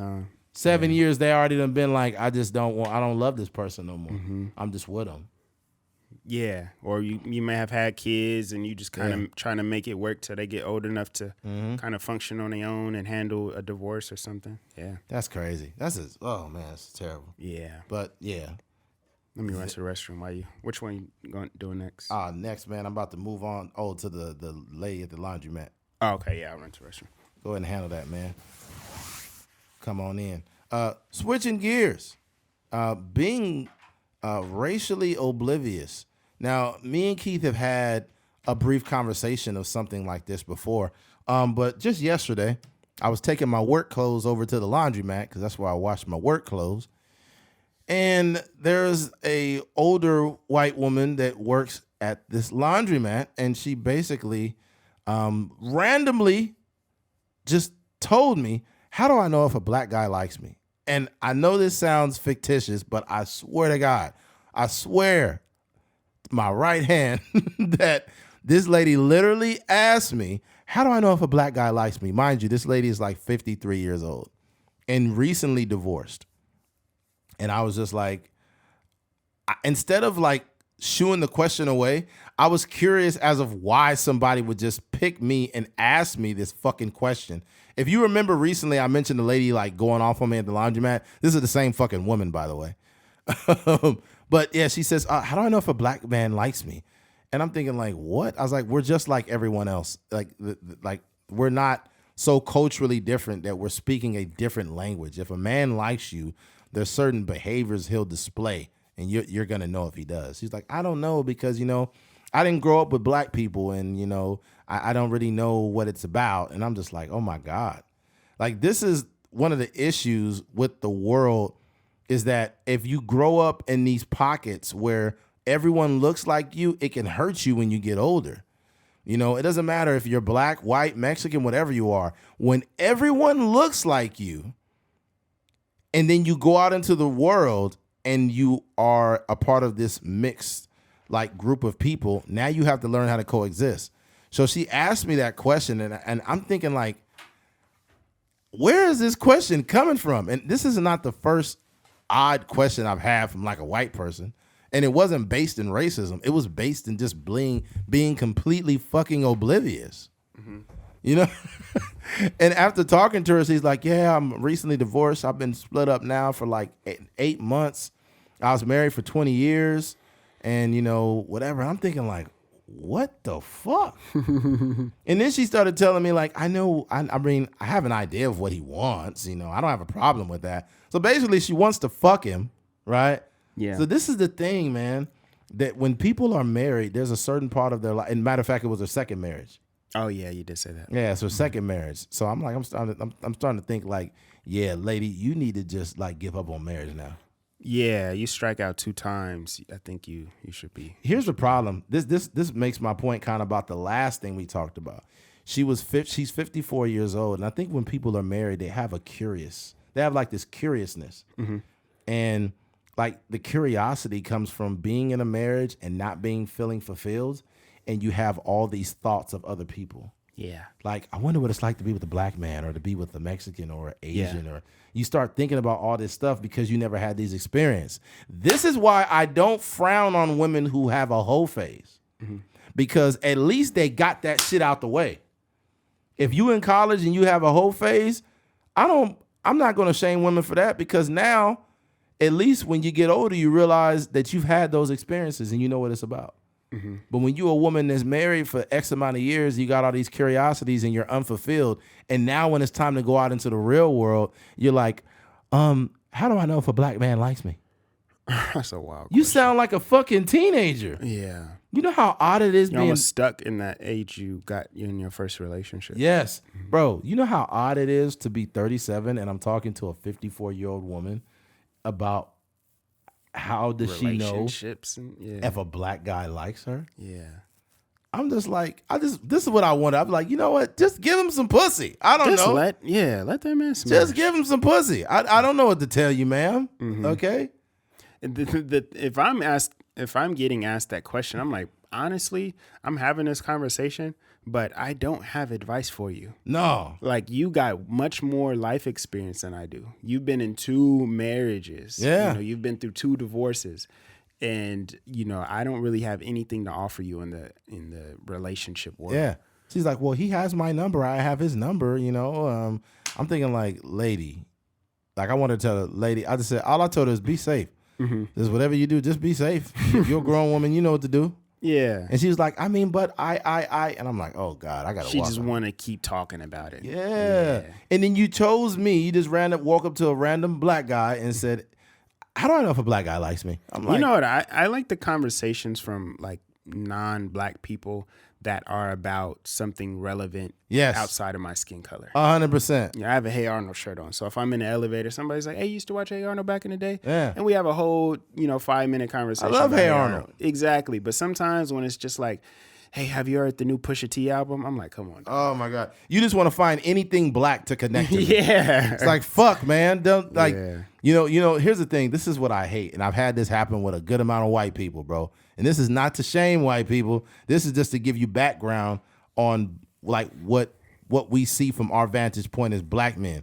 Like, we'll be talking, it'll be like just a regular conversation. Yeah. Not like a black guy, white guy, just a regular conversation. Yeah. And at the end, they fuck it up by doing this. She'll be like, yeah, you have a great day. They'll be like, all right, man, Black Lives Matter. Like, God damn, motherfucker, you couldn't just leave and have a regular conversation? Bro, we was chilling. Bro, there was another time I was talking to this other truck driver. I swear to God. Talking to this other truck driver. And we had a conversation just about, not even really about politics, but just about like how it's controlling people and this and that. And at the end, he's like, you're a working class guy. We're going to be all right, man. But hey, you have a good day. Don't forget to vote for Trump, man. I remember you said I was like, God damn, motherfucker. You had to push this shit on me? Just chilling, dog. Like, I'm just chilling, man. I didn't tell you to vote for Bernie Sanders, motherfucker. But it's one of those things, man. I think that a lot of people listen to this are going to be, some people hate like even the conversational race, but I think what's important about it, and the reason when we talk about it in a way that's pretty digestible. But I think that there's someone listening, you don't have no background of even going to school with black people. Ask yourself this: how many black people do you have really as friends that are around you or in your house, and you know their family and you're in their homes? Not very many. Also, Keith, you made this point last night. We're only 13% of the country. Yeah. So a lot of people don't experience black people because it ain't that many of us. Yeah. Some white people only experienced, and they could be from Bakersfield, they only experience black people through sports. Yeah, either through playing sports. Football, basketball, running track. Yeah. Something like that. Yeah. And if you're in one of those places like fucking Oregon or something where there's hardly no black people, the only idea of black people you have is rap music videos and sports. I had a guy recently tell me, it was a mechanic that used to be around. Shout out to him. I ain't gonna use his name, but he said that he didn't grow up with no black people, and the only thing he knew from black people was sports and rap music. He thought every black person was a rapper or they played sports. That's crazy. Swear to God. Yeah. I was just like, yo, this is wild. It's hilarious. But it's just so ignorant, bro. Like, But he was a kid, so I How don't old fault was he? him. Huh? How old was he? No, he said he probably was like, he was like 8 or 9 or something like that. Oh, okay. So he had never really like been around black people. Mm-hmm. So I think he went to the mall and it was some type of like concert and he seen black I got people you. there. Yeah, I got you. I Yeah. understand. Yeah, I get you. Yeah, that's crazy. But I was telling you this too. I was like, it's so interesting how we all have that experience in our lives, but in different aspects, right? Like when I went to New Mexico State, there's a huge population of Native Americans there, right? But I never looked at Native Americans as like these aliens or something like that. I never looked at them. Did you play for the Redskins? Wow. No. Womp womp. I just never looked at them. I just looked at them as like regular people, and I'm curious about their culture, and I'm curious about like what it is for them because. My roommate, he was Native American. He had an entirely different language. He had different food he ate. He had a different he was telling me like he has a baby on the way. He was telling me this a few months ago. And part of his religion is that they can't they're not supposed to know the gender of the baby before it's born. So just little stuff like that. But I never went into that relationship or friendship like like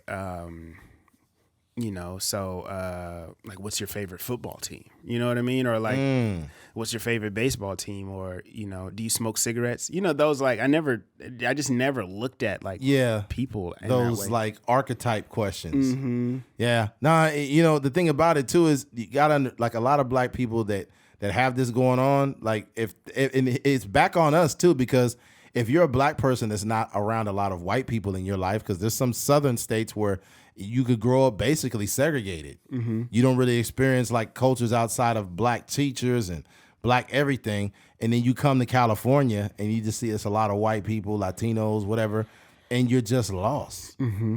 I remember even back in college, like some of the players that played at BC on the football team, they'd be like, it's a bunch of white girls. I'd be like, bro, she's Mexican, bro. Yeah. What? Really? I ain't never been around no Mexicans before, man. You're like, damn, bro. I was asking. You don't know nobody. It's fucking nuts. Yeah. No, but I think that like when like I've had white people say like random shit, it wasn't coming from like a race. It was coming from being oblivious and not knowing black people. Like you'll just be talking, having a conversation about like truck driving or, life or whatever. And they'll be like, yeah, that's great, man. Yeah, you're a really cool guy. Is it true that black people like coleslaw? You be like, what the fuck made you ask me that question, man?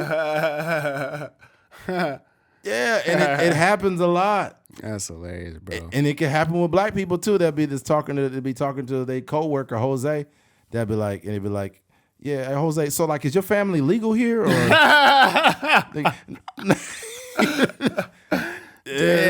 like, yo. Crazy. And it's like you don't need to ask these questions. I just want people to know that. Yeah. We just gotta like experience cultures and stuff, like assuming whatever. Right. Like what I mean by experiencing cultures is like genuinely experiencing culture. Like I live in California. Yeah. So I spent a lot of my time growing up around Mexican people. Mm-hmm.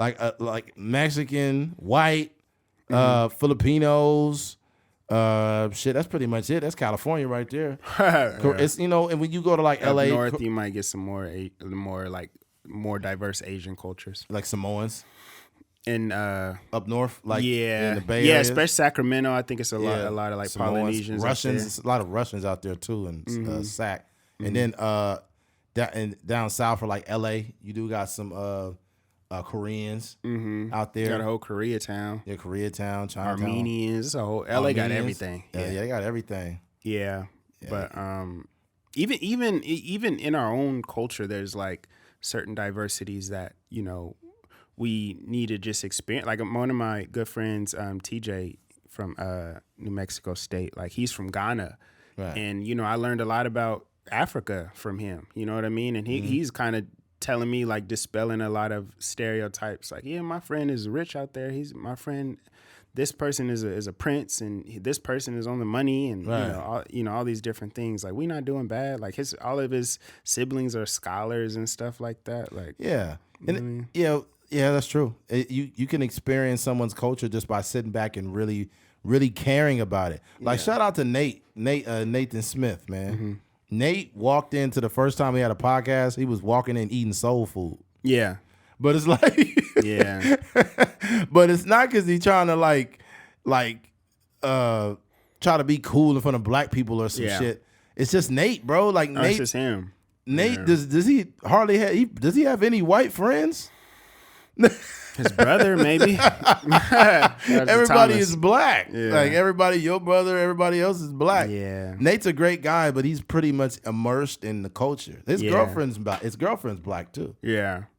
But like, I think it's a cool thing though to really experience other people's culture and not be on the outside of it. Yeah. Like, you know, like for us, like it'll be a bit, let's say you cracking jokes, it's you and a Mexican guy cracking jokes, and he'll be like, man, you didn't put enough Dax Wave on your head. Like that's a dude that's cracking a joke on you, but it's because he knows your culture. Yeah. It's kind of like Andrew Schultz. Shout out to Andrew Schultz. I've heard Andrew crack black jokes, but the black joke, it be so funny because You just gotta laugh. You just gotta laugh because it be real. Like one of Andrew's best friends growing up was a black guy. Mm-hmm. So you can see how, you know, those are. But there are people in America that just don't have any fucking clue, man. Yeah.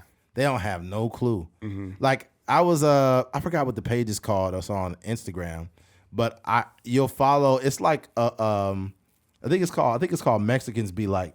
Mm-hmm. But it's a funny page. It's a really cool page on IG. But it's only makes sense to you when you're not Mexican if you grew up with Mexicans and you know what the humor is. Yeah. If you don't know what the humor is, you'll be like, I don't see what's funny about this. I don't see what's hilarious about this. Yeah. What is Abuelita doing now? What is that? What's so funny about this? Oh man, I like tacos just like anybody else. Yeah, I love tacos. I don't see the big deal. I love birria just like anybody else. Birria. Yo, I think matter of fact, I did. You know the birria tacos from El Pollo Loco, bro. Those are not birria tacos. What is it? They're birria tacos. It's not I real. thought they was gonna get it right. Nah, man. they didn't get it right, bro. They didn't get it Dang. right. Like real birria tacos is you know obviously the taco with the cheese and grilled up with the Is it goat meat? it would depend. I think it is. I think it is. Yeah, I think it is. so. Is that or is goat meat is chivo? I think. I think I'm not no Mexican food Connoisseur. not a connoisseur. I'm not an expert. So yeah, I don't know, but I think it is goat meat. That was my understanding. Yeah. Yeah, I believe it is. I don't know. I've eaten it and never questioned what the fuck. It was. This nigga just thought it was birria. Like it was. I mean, birria was just some. Yeah, you can something. make it with beef too. I know I wasn't tripping, but it's goat meat.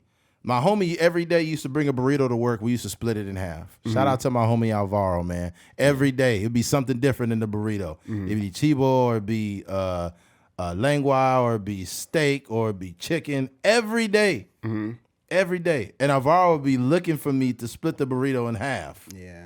He'd be Who like, was cooking "Hey, it for him? huh?" His mom was making him one every Mom day. was busting him down. with Every the day she was the getting him burritos, every bruh. day. Damn. Every day we'd be at work, and then like he'd be looking for, like, I'll be gone somewhere, like, hey fool, you want to go halves on the burrito? I'm like, hell yeah.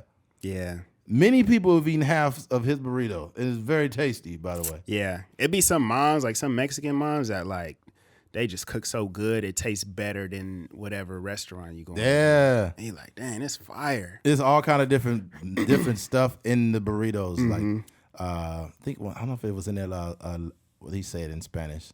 Like lentils, like lentejas. Lentejas. You know, I think it's lentils. Oh, I don't mess with those. Oh, you know? Nah. That. But back to the birria tacos. Even the soup they use over there at El Pollo Loco ain't right. Because like usually it's the consommé, the red sauce. That shit be busting when you get it from the right place. Some people make it a little watery. Some people make it a little bit thicker.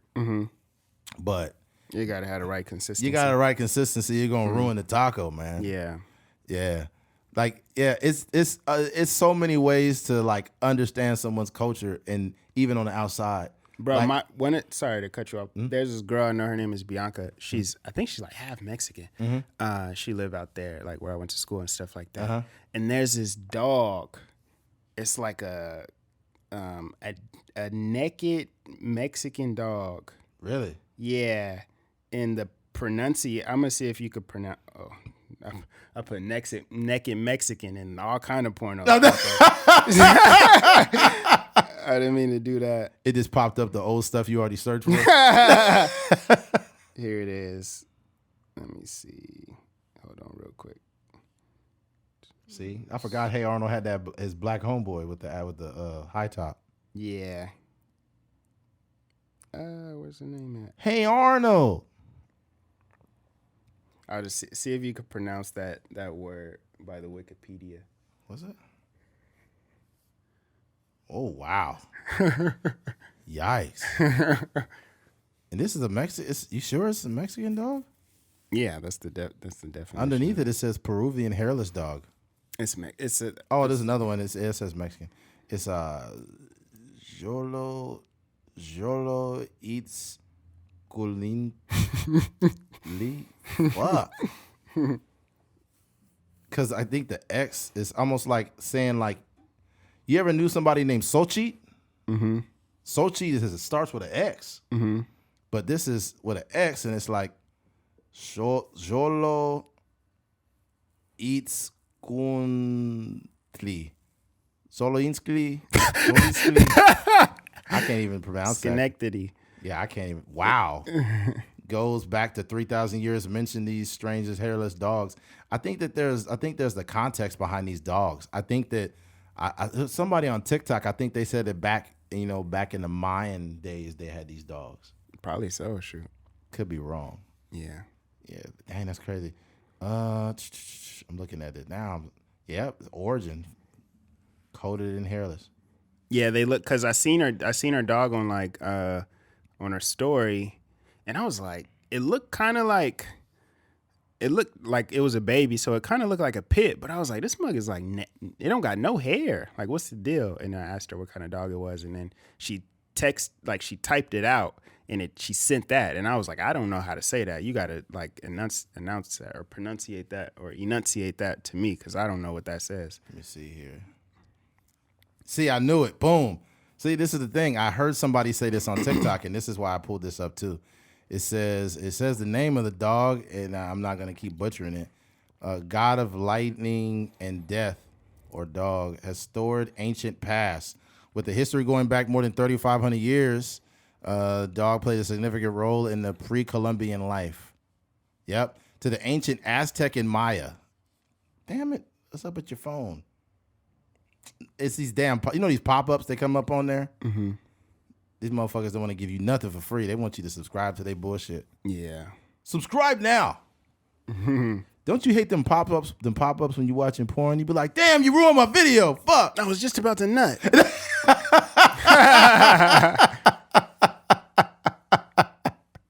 got you. Hold on. Oh, you got it back up? Oh, that's not what I was. Oh, you trying to get it to read it? Yeah. Charlotte Squeatley. I was close. I said Charlotte Squeatley. Charlotte Squeatley. Yeah. Yikes. That's crazy. I was close. Yeah. Because I know that the X, it's almost like reading the name Xochitl with Yeah. the X. Mm-hmm. Yeah, that's a trip, man. Yeah, words. Yeah. I would just encourage people, because we went way off the rails here. I would just encourage people, man, don't live in a bubble. And if you have kids, get your kids out there with a bunch of other kids who are different than them. Yeah, I think I was arguing with my brother, but it wasn't really like an argument. It was more just like a point of view, opposite point of views. We were talking about our little sister and how he was like, I guess he had been doing research, which is pretty cool, but he was doing research on like what our younger siblings can do for a living. So he was like giving my brother like this link to some website where he could be like an IT guy for with like 2 years of school or whatever. And then like how my sister can go to this nursing program and be done in like 2 years or whatever after she gets her AA degree. It's accelerated. Yeah. And I was telling him, I was like, I would hope my sister, I was like, that's cool, but I think she should go to like a school somewhere, whether it's Northern California, Southern California, in another state or something. Because like you grow so much, like when you're just ingrained in different cultures, different cities, the streets look different. The people talk with an accent. Like there's just so much growth that comes, and you just learn so much about the world. Like work is fine. And these accelerated programs are fine. But when you young and there's not many, you don't have much stakes. Like you don't have, a huge, you're not paying a mortgage. You're not doing all these things. Like you can just experience the world. And like me going to New Mexico State, like literally changed my life. Like I experienced so much. Like I learned a lot. I meet people. Shout out to my boy Larry. Like I was literally talking to him. Shout out to Larry, man. Yeah, I was talking to him this morning. My friend Khadijah that I talk to regularly. Like Larry was lit the other day. Larry, that was on his friends. That's friend's story.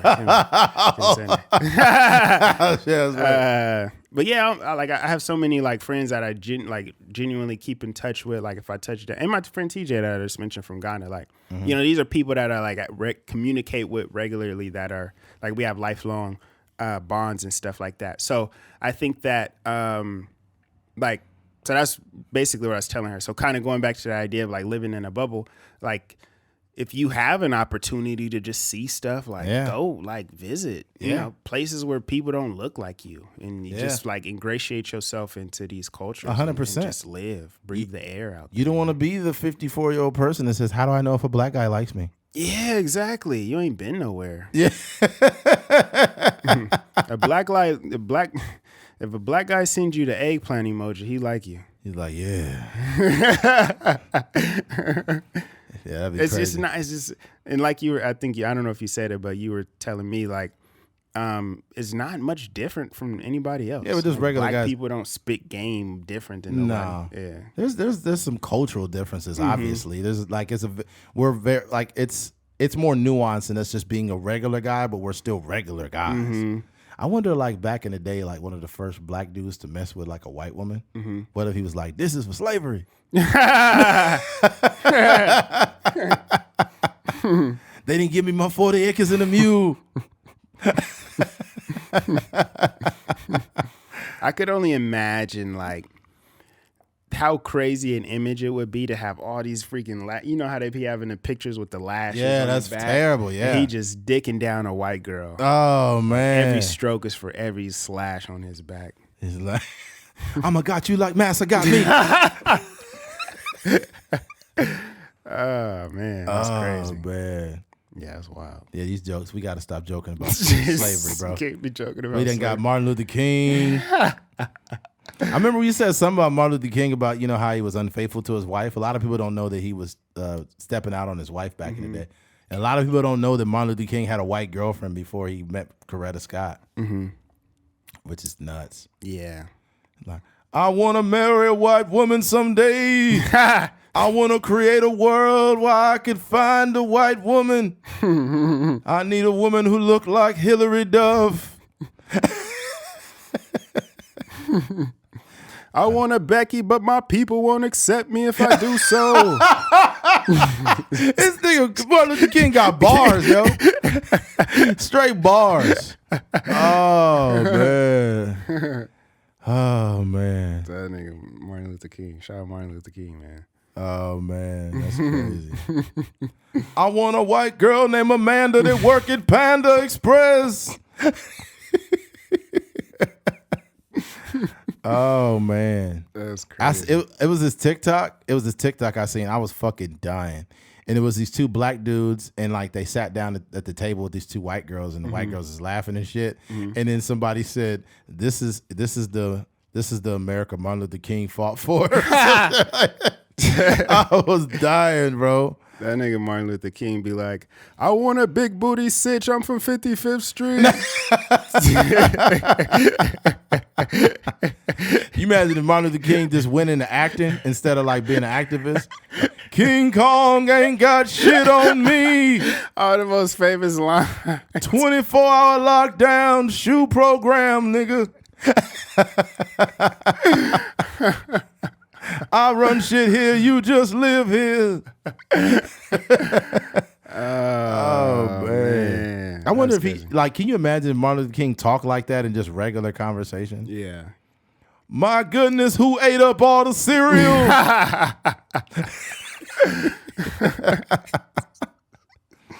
Welcome to Wendy's. How can I help you? Let me get that 4 for 4. Coretta, you better ride that dick. Not Coretta. Oh man. Oh my God. When you be cheat, when a guy cheats like regular, they get real disrespectful. Oh yeah. I could imagine her giving some bad head, and he like, Coretta, if you don't suck this dick, another Becky will.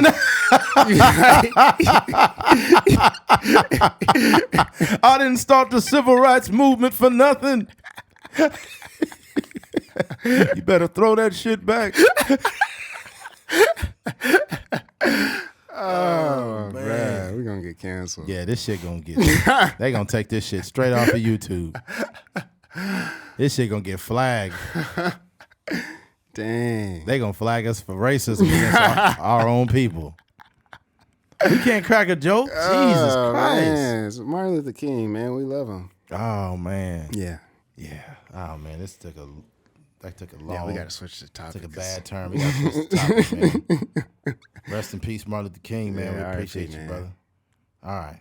Switching gears. Meg Thee Stallion. Recently, Meg Thee Stallion had an interview with Gayle King. And more specifically, she asked a question during the interview. Were you and Tory Lanez, because for all those that need more context, Meg Thee Stallion, the rapper, Tory Lanez, the rapper, had a situation much earlier, in 2020, I believe, where It's been that long? Oh, it's been that long. God damn. Yeah, where she was shot in the foot and Meg Thee Stallion allegedly, and she wasn't allegedly shot. She was shot, but she allegedly claimed that Tory Lanez had did it, and we've made it all the way to this point. And to make a long story short, she was doing an interview with Gayle King. Gayle King asked Meg Thee Stallion, were you and Tory Lanez ever intimate? And she says, intimate like sex? Like sexually? And she's like, yes. Did you and Tory Lanez have sex? She's like, I mean, like we was there for each other, but like, no, I wasn't like sex. And They're trauma bonding. Huh? They're trauma bonding. Yeah, basically, I guess she said her grandmother had passed away, whatever. Both of their moms had died. Yeah, this is a terrible thing. Mm-hmm. But like, if you had sex with Tory Lanez, I don't see why you would lie about it. And I can't say that she did, but it just doesn't look like she's telling the truth. But I'll say this. Just because, let's say she is lying about the sex thing, it doesn't mean she's lying about the whole conversation. He could have still shot her in the foot. Yeah. But he could have been fucking before that happened. Yeah. And maybe she's trying to conceal the fact that she was fucking him because it would make her look less relevant to the public. Like, it's the court case is being fought in court, but it's also being fought in the court of public opinion. So if Meg Thee Stallion admits to fucking Tory Lanez, that's going to make her look less credible to a bunch of people. It does, but like stupid people though. Like, what is that? And there's a lot more of them than us. I mean, it's like we know people. Your sexual relationship or your relationship in general has nothing to do with one instance where you could get shot or you can get punched in the face or whatever. It doesn't really. You know, it doesn't. I guess as far as a lawyer goes or whatever, like you said, the court of public opinion, that can make people opinions swing one way or another. But there's a way to finagle it in court where you can say like, oh, she's losing credibility because, you know, she had a romantic relationship with him and her feelings are all over the place, and you know, you could swing it that way. But like, I don't know why. Like, I don't understand. In the pause is interesting. Like, you know. She said, and she Yeah. she took a cool minute to really respond to that She question. was thinking about that dick. Yeah. Like, Flashbacks to them back shots. she thought about Martin Luther King. He was like, "Give me that pussy, Meg Thee Stallion." There's no way Tory is smacking all of that ass without clap cleats. Man, because he little too. Yeah.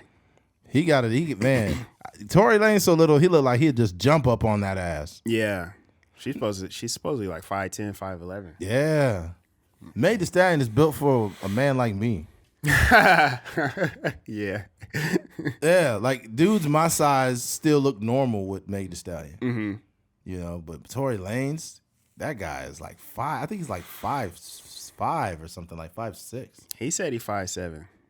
Man, That's what he his said. forehead is 5'7". God damn, that's crazy. You ever seen Pinky in the Brain? He had a crazy fade. It was like, because he has like the patch, like the bald spot up here at the top. Mm-hmm. And he had a fade, like the fade looked clean all the way until you got right here. And Oh, it the was just big like, fucking.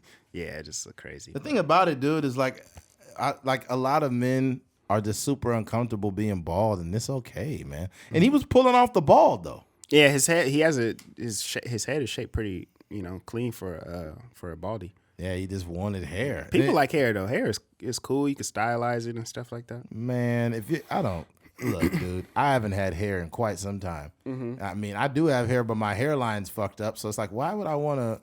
Let's cut my shit off, man. I'm not dealing with that. Yeah, Just keep a nice beard. You Yeah. don't gotta worry about that. But yeah, ultimately, I'll say this: we don't have a lot of stock invested, and this is still an ongoing case. Mm-hmm. To me, I will say this: I think there's some shit we're gonna find out about Meg Thee Stallion that don't add up, and I think that we're gonna find out some shit about Tory Lanez that's gonna be off. Yeah. So we'll find out. Yeah, I'm definitely glued in. I think that this interview, I don't know what the public relations team is doing. I don't understand why she's out here doing these kind of interviews. I don't think it did anything to help her. I guess it humanizes her more, or I don't know. I just don't know what the point of this is, like, because this has nothing to do with what's going on in the actual court. When you go to court, all that outside information, unless it's directly dealing with what's going on, you're going to do a pretrial and you're going to present all this information, and the judge is going to say, no, we're not presenting that. It has nothing to do with the case. Objection, blah blah blah. We're not. You're admitting all these different things, and then the judge is going to hone it in onto what really matters with the court case. Yeah, and that's what's going to happen. I just don't see the play here. I know there's like entities involved as far as Meg Thee Stallion. She's signed to Rock Nation. She has certain affiliations. She was on the Grammys and all these different things. And it's going to play out how it's going to play out. I will say though, I think, like you said, I think both of them are lying and telling the truth, all in the same thing. She obviously has bullet fragments in her foot, so a bullet entered her foot. It just didn't pop up there. I think what the discrepancy is how it actually got there. And if Tory Lanez did it, or if, maybe the gun dropped, whatever the case may be, we gonna find out what really happened, hopefully. And, we gonna pretty much wait until the end to see what's going on. Yeah. Because it's a lot of people behind the scenes, certain celebrities that have real opinions about the situation, and people are trying to figure out like what's going to happen to Tory Lanez if he's guilty, what's going to happen to Tory Lanez if he's innocent, what's going to happen to Meg Thee Stallion if she's lying on Tory Lanez, and all these different things. So nothing. I think if Tory Lanez is going to be completely canceled if it finds out he did anything. But if they find out if Meg, let's say that Meg is lying about everything, she won't be canceled.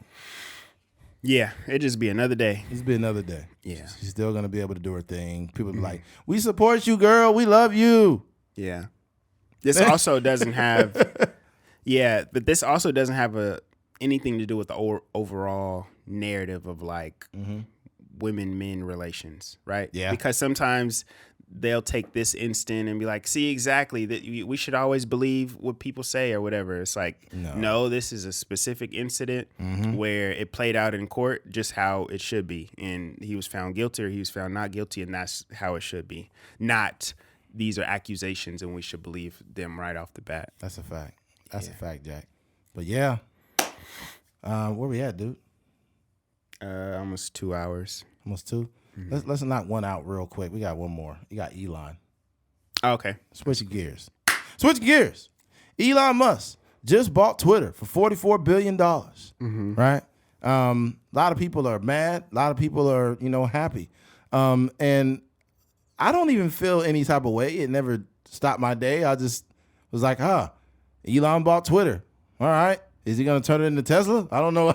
I don't know what the fuck he's going to do. Twitter cars. But supposedly, like, his objective is to have people that authenticate their account. He wants to get rid of the bots because the bots are influencing a lot of the shit that's going on Twitter. And also, Twitter can be infiltrated by, like, Russian fucking hackers and shit. Yeah. So he wants to get rid of that. In addition to, he believes in free speech. So he, wants to promote that. Now, a lot of liberal outlets or a lot of people that are liberal are afraid that they'll give Donald Trump his platform back. But here's the thing. I don't care. Give Trump his Twitter back. I don't give a fuck. He's on top of that. Sorry to cut you off. He's also making it a private company. Right. Yeah. So the thing about it, man, is people are afraid, especially like left-wing outlets are afraid that Trump will have his platform back and he'll be putting misinformation on there. But I'll say this. There are also liberal outlets that be promoting some crazy stuff on social media and also giving misinformation. About Donald Trump. And then Fox News is guilty of the bullshit too. Yeah. But the thing about it too, like for example, with CNN, the shit they did with Rogan, do you see what they did to him, bro? CNN, when Rogan got COVID, Rogan had said he had mentioned he had COVID on Instagram. They took that Instagram feed and they made it grainy and they made Joe Rogan look like he was green. You see that shit? No, I didn't. Oh man, they put it all out there. They made Joe Rogan look like he was sick. Yeah. And they were fixated on him. But a lot of the people, like whether it's what's his name? Was it Don Lemon? People like that will say wild shit about Joe Rogan or whatever. They still all got their platforms. Not to mention, I'm not no fan of Trump, but Twitter literally has people fucking on their platform. They have literal porn on their platform. People so you mean to tell me OnlyFans? People promoting their OnlyFans. So you mean to tell me it's worse to have Donald Trump than people actually fucking on the platform? Like you can't have this like selective morality of what should be on there when you got wild shit that exists on the fucking platform. So I don't give a fuck what Donald Trump does, bro. Yeah. I'm not influenced regardless of his liberals or conservative. I can think for myself. So whether he's up there or not, I don't give a fuck. Yeah. I genuinely don't. Yeah. We also don't know what Elon Musk is doing outside of what he said he's planning on doing. That's a fact. Right? The whole freedom of speech thing is something that he mentioned. But there's other people that have these and that's part of podcasting. That's part of being a news outlet. You kind of have to come to conclusions, assume certain things, which is cool. But it's just like that's all he mentioned is the whole freedom of speech thing and stuff like that. Which is like I don't know why anyone would be opposed to freedom of speech. Like it's in our amendments, right? It's in the Constitution of like our country. It's like part of us, part of what makes America like one of the greatest places to live, right? I just don't understand how like you would push back on somebody that wants freedom of speech. But you're not necessarily pushing back on freedom of speech. You're pushing back on what it could mean.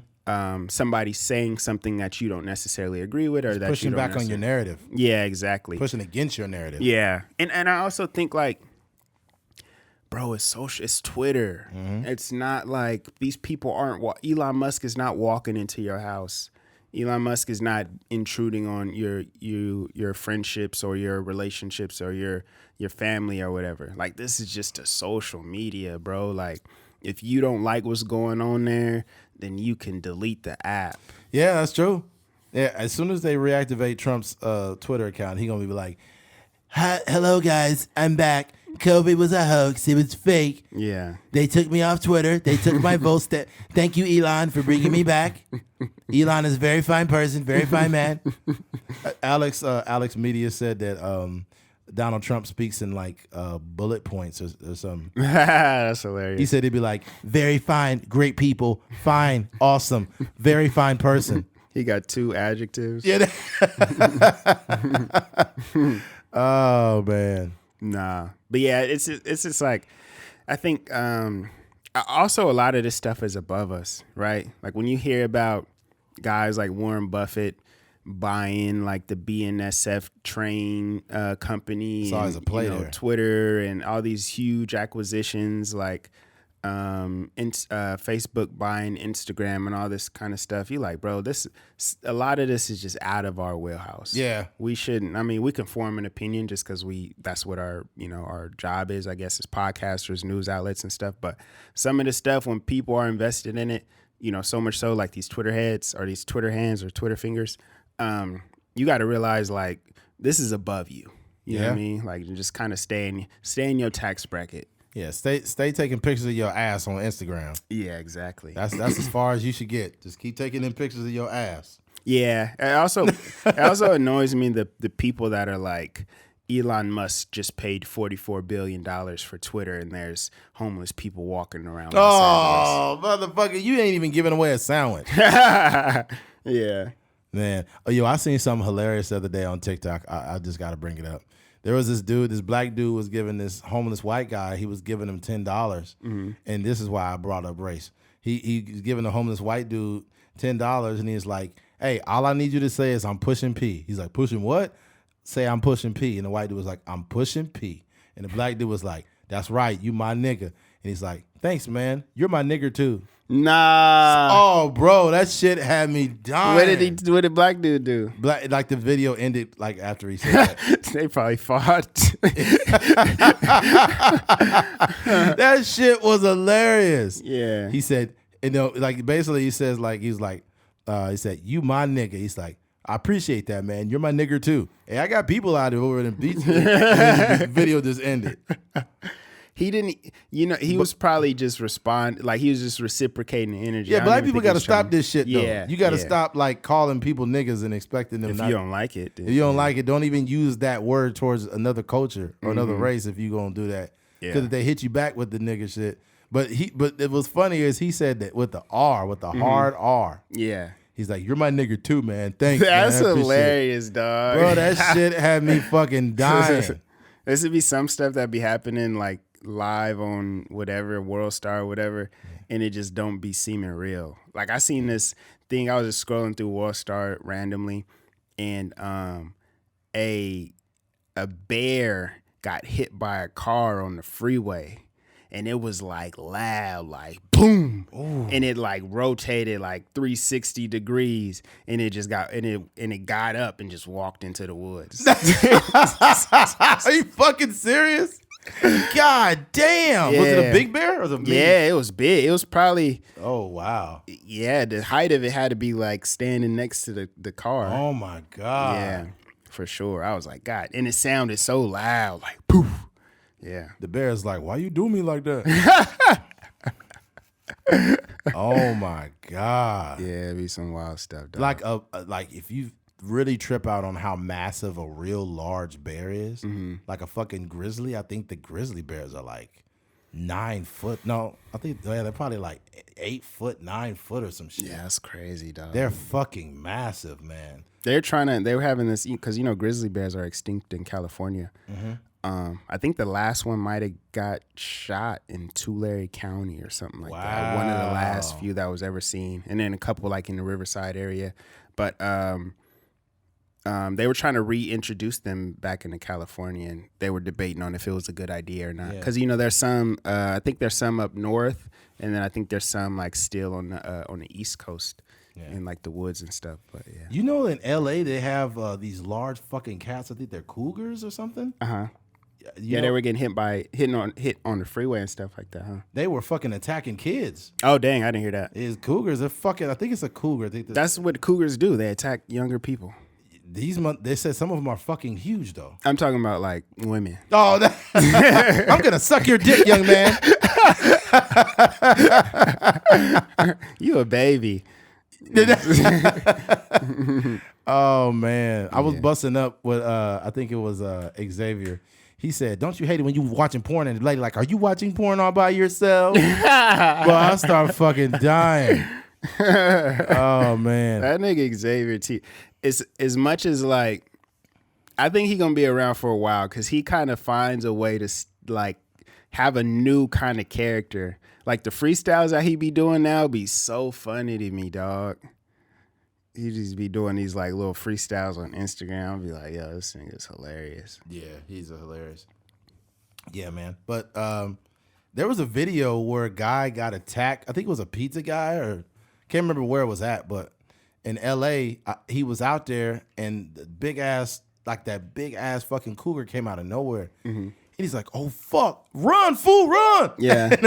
They took off running. Yeah. It's like, imagine if you I don't know how far they get into Los Angeles, but I know they're in certain areas. Mm-hmm. But imagine like you live in the hood, like you live in Compton, and you sitting there chilling on the porch, and the cougar just attack you. You'd be like, yeah. Cougars be, I don't know if they, probably, I think a cougar and a mountain lion is a different thing, right? you know what? I think it's not. It's not. I think it's.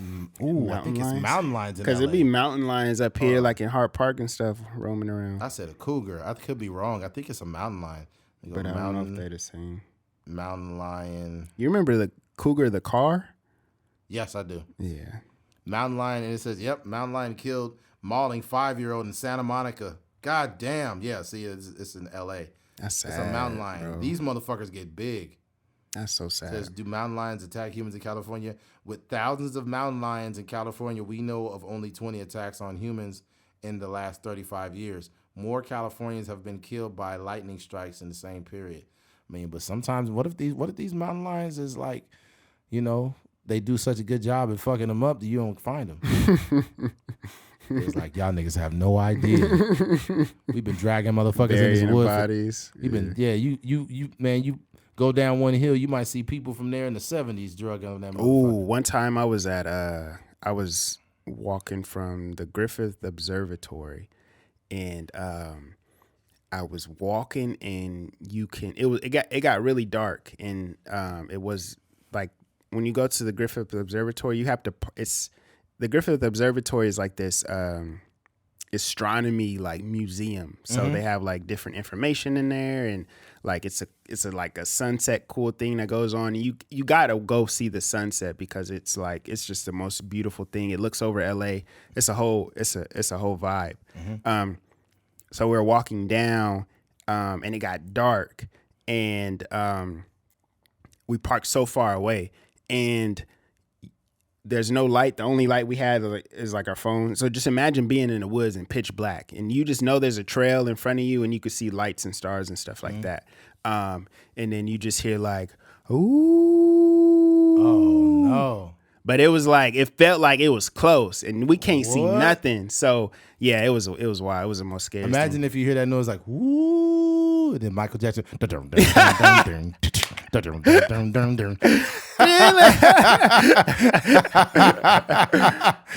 crazy. You be like, God damn it. Yeah. I would freak out. You know, that'd be a craziest prank ever. Like if you have like a fake power outage, you at a party, all the lights turn off, and all of a sudden, like you just start seeing people like walking up. Yeah. Have you seen the Indian version of that song? I don't think so. Bro, there is a video like in India of like that Michael Jackson Thriller, but it's like a Bollywood version. Oh no, I didn't see that. That shit wild, yo. I gotta check it out. Oh, bro, it's wild. Yeah. You ever seen like those prisoners doing like the whole Michael Jackson dance? No, I haven't seen it. Yeah, I think it's in like some foreign country, but they line up. Oh, I've seen it's a bunch of them. Yeah, yeah, man. I'm like, bro, prison in other countries be fun. Yeah, they out there having fun. They ain't got no shanks or nothing. Brittany Griner probably chilling right now, working on her game. You never know. She in there like, I can't wait till I get back to the United States. I'm a dunk on these bitches.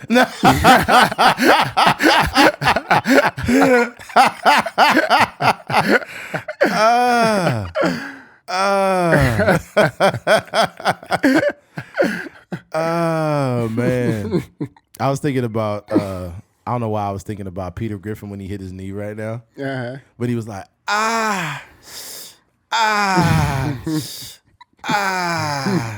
You ever seen that video? I don't think so. Bro, Peter, hey, everybody, go to YouTube and look up like Peter Griffin hits his knee. And he like for like over a minute, he's like, They have this weird like, yeah. That's part of like the Family The Guy, humor. like you just like overdoing it. yeah. There's one where Stewie is just calling his mom for like 10 minutes straight. Mommy, mama, Mom, mommy, mom, mom, mom, She's- mommy, mama, mother, mommy, mom. You like, yo, when is Mom. this going to end? But you just dying laughing. I've heard that shit in real time though. Little For kids, sure, moms parents- be ignoring. parents be blocking kids out. Yeah. Mom, look what I can do. Mom, I farted. Mom, look, I farted. Look, mom. The mom. worst is when you actually need your mom. Like your leg is broken. And you just like, Mom, my leg broke. Mom. And she just ignoring you. That's good, baby. That's good. Mom, I'm being abducted. Mom, it's R. Kelly. Mom. R. Kelly took me. Mom, I'm in his basement. Mom, he's peeing on me. Mom, what's a golden shower? Mommy.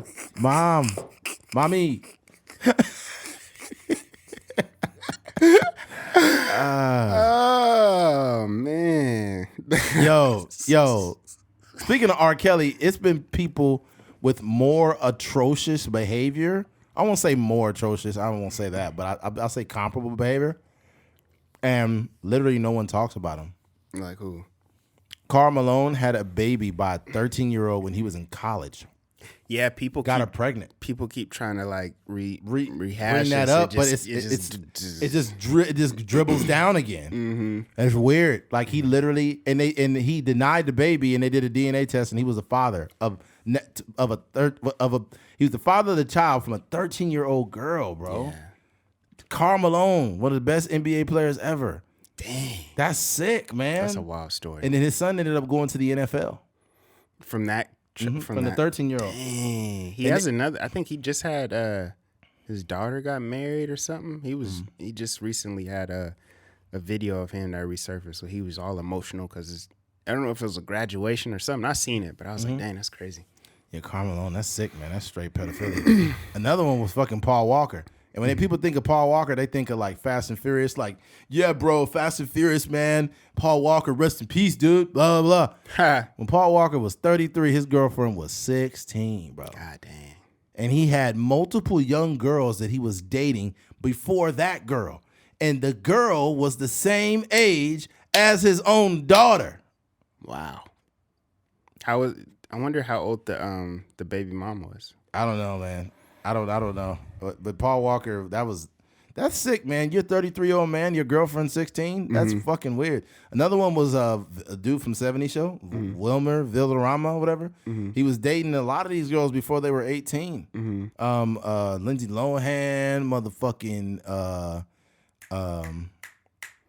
damn it, the white girls are a pop singer. I think it was Mandy Moore, I think. And then fucking Demi Lovato, she wasn't 18. So it's like, dog. Man. Dude got a history of fucking underage girls. And you got Trey Songz out here. Oh, man, Trey Songz. They saying that's a lot of rumors going around about him. Yeah, I know. But I don't think it's underage women. Either way, it doesn't matter. Yeah. That's sick, man. That's real sick. Then there was, the other one was on the tip of my tongue. Oh, no, I was thinking about when I was in high school and grown men will come up to the high school to pick their girlfriend up. Yeah. It'd be dudes like 22 years old picking up their 16-year-old girlfriend. I remember seeing that, man. Yeah. Yeah, that shit Got was beards. They could drink beer already. Yeah, it'd be a dude coming up with a beard. I'd be like, oh, that's your older brother. It's like, he's my boyfriend now. I'm like, oh my God. Dang. What the fuck? I ain't gonna front. There's certain cultures, and I'm not gonna say what culture, but it's certain cultures that that they be ingrained in the family. Because some it'd be on a sneak. Like the parents may not know that they're in a relationship, but some be like approving of certain relationships. Yeah, back in the day, it was normal for men to have underage girls. Back in the day. Yeah, my grandpa is like 7-8 years older than my grandma. Well, she wasn't even a teenager when she had her first kid. Damn, you said she was 12? Mm-hmm. Oh my God. Yeah. Yeah, that's wild. That's super crazy. Man. Elvis Presley's girlfriend was 14. Dang. How old was he? I don't know. He probably was like late 20s, I think. Dang. Yeah. Watch this. It'll pull it up right now. Elvis Presley's underage girlfriend. They have a movie coming out with Elvis Presley. Really? Yeah. Elvis Presley with Priscilla Presley was bizarre to say the least. The king started dating Priscilla Presley when she was merely 14 and he was 24. Already, this is an enormous red flag, one that often gets glossed over. Presley met Priscilla in Germany while he was serving in the military in 1959. God, I wonder damn. though. I wonder if Come here, brother. if it's only crazy in retrospect, right? Mm. Because obviously we could look at a lot of these situations in 2022. If somebody did that, we would be like, "Yo, that's crazy." But like back then, obviously in the public, he holding her hand, and there's pictures of them like really together. So I wonder if it was looked at in the same way back then. Damn. Yeah, you never know, because back then it was a lot of times girls would be 16 and their husband would be 32. Mm-hmm. Fucking crazy. That's really crazy. Yeah, but come here, brother. My name is Elvis. I'm 37. I know you're 12, but just hold on one moment, please. I be forgetting the songs that Elvis sang, bro. It ain't nothing but a hymen.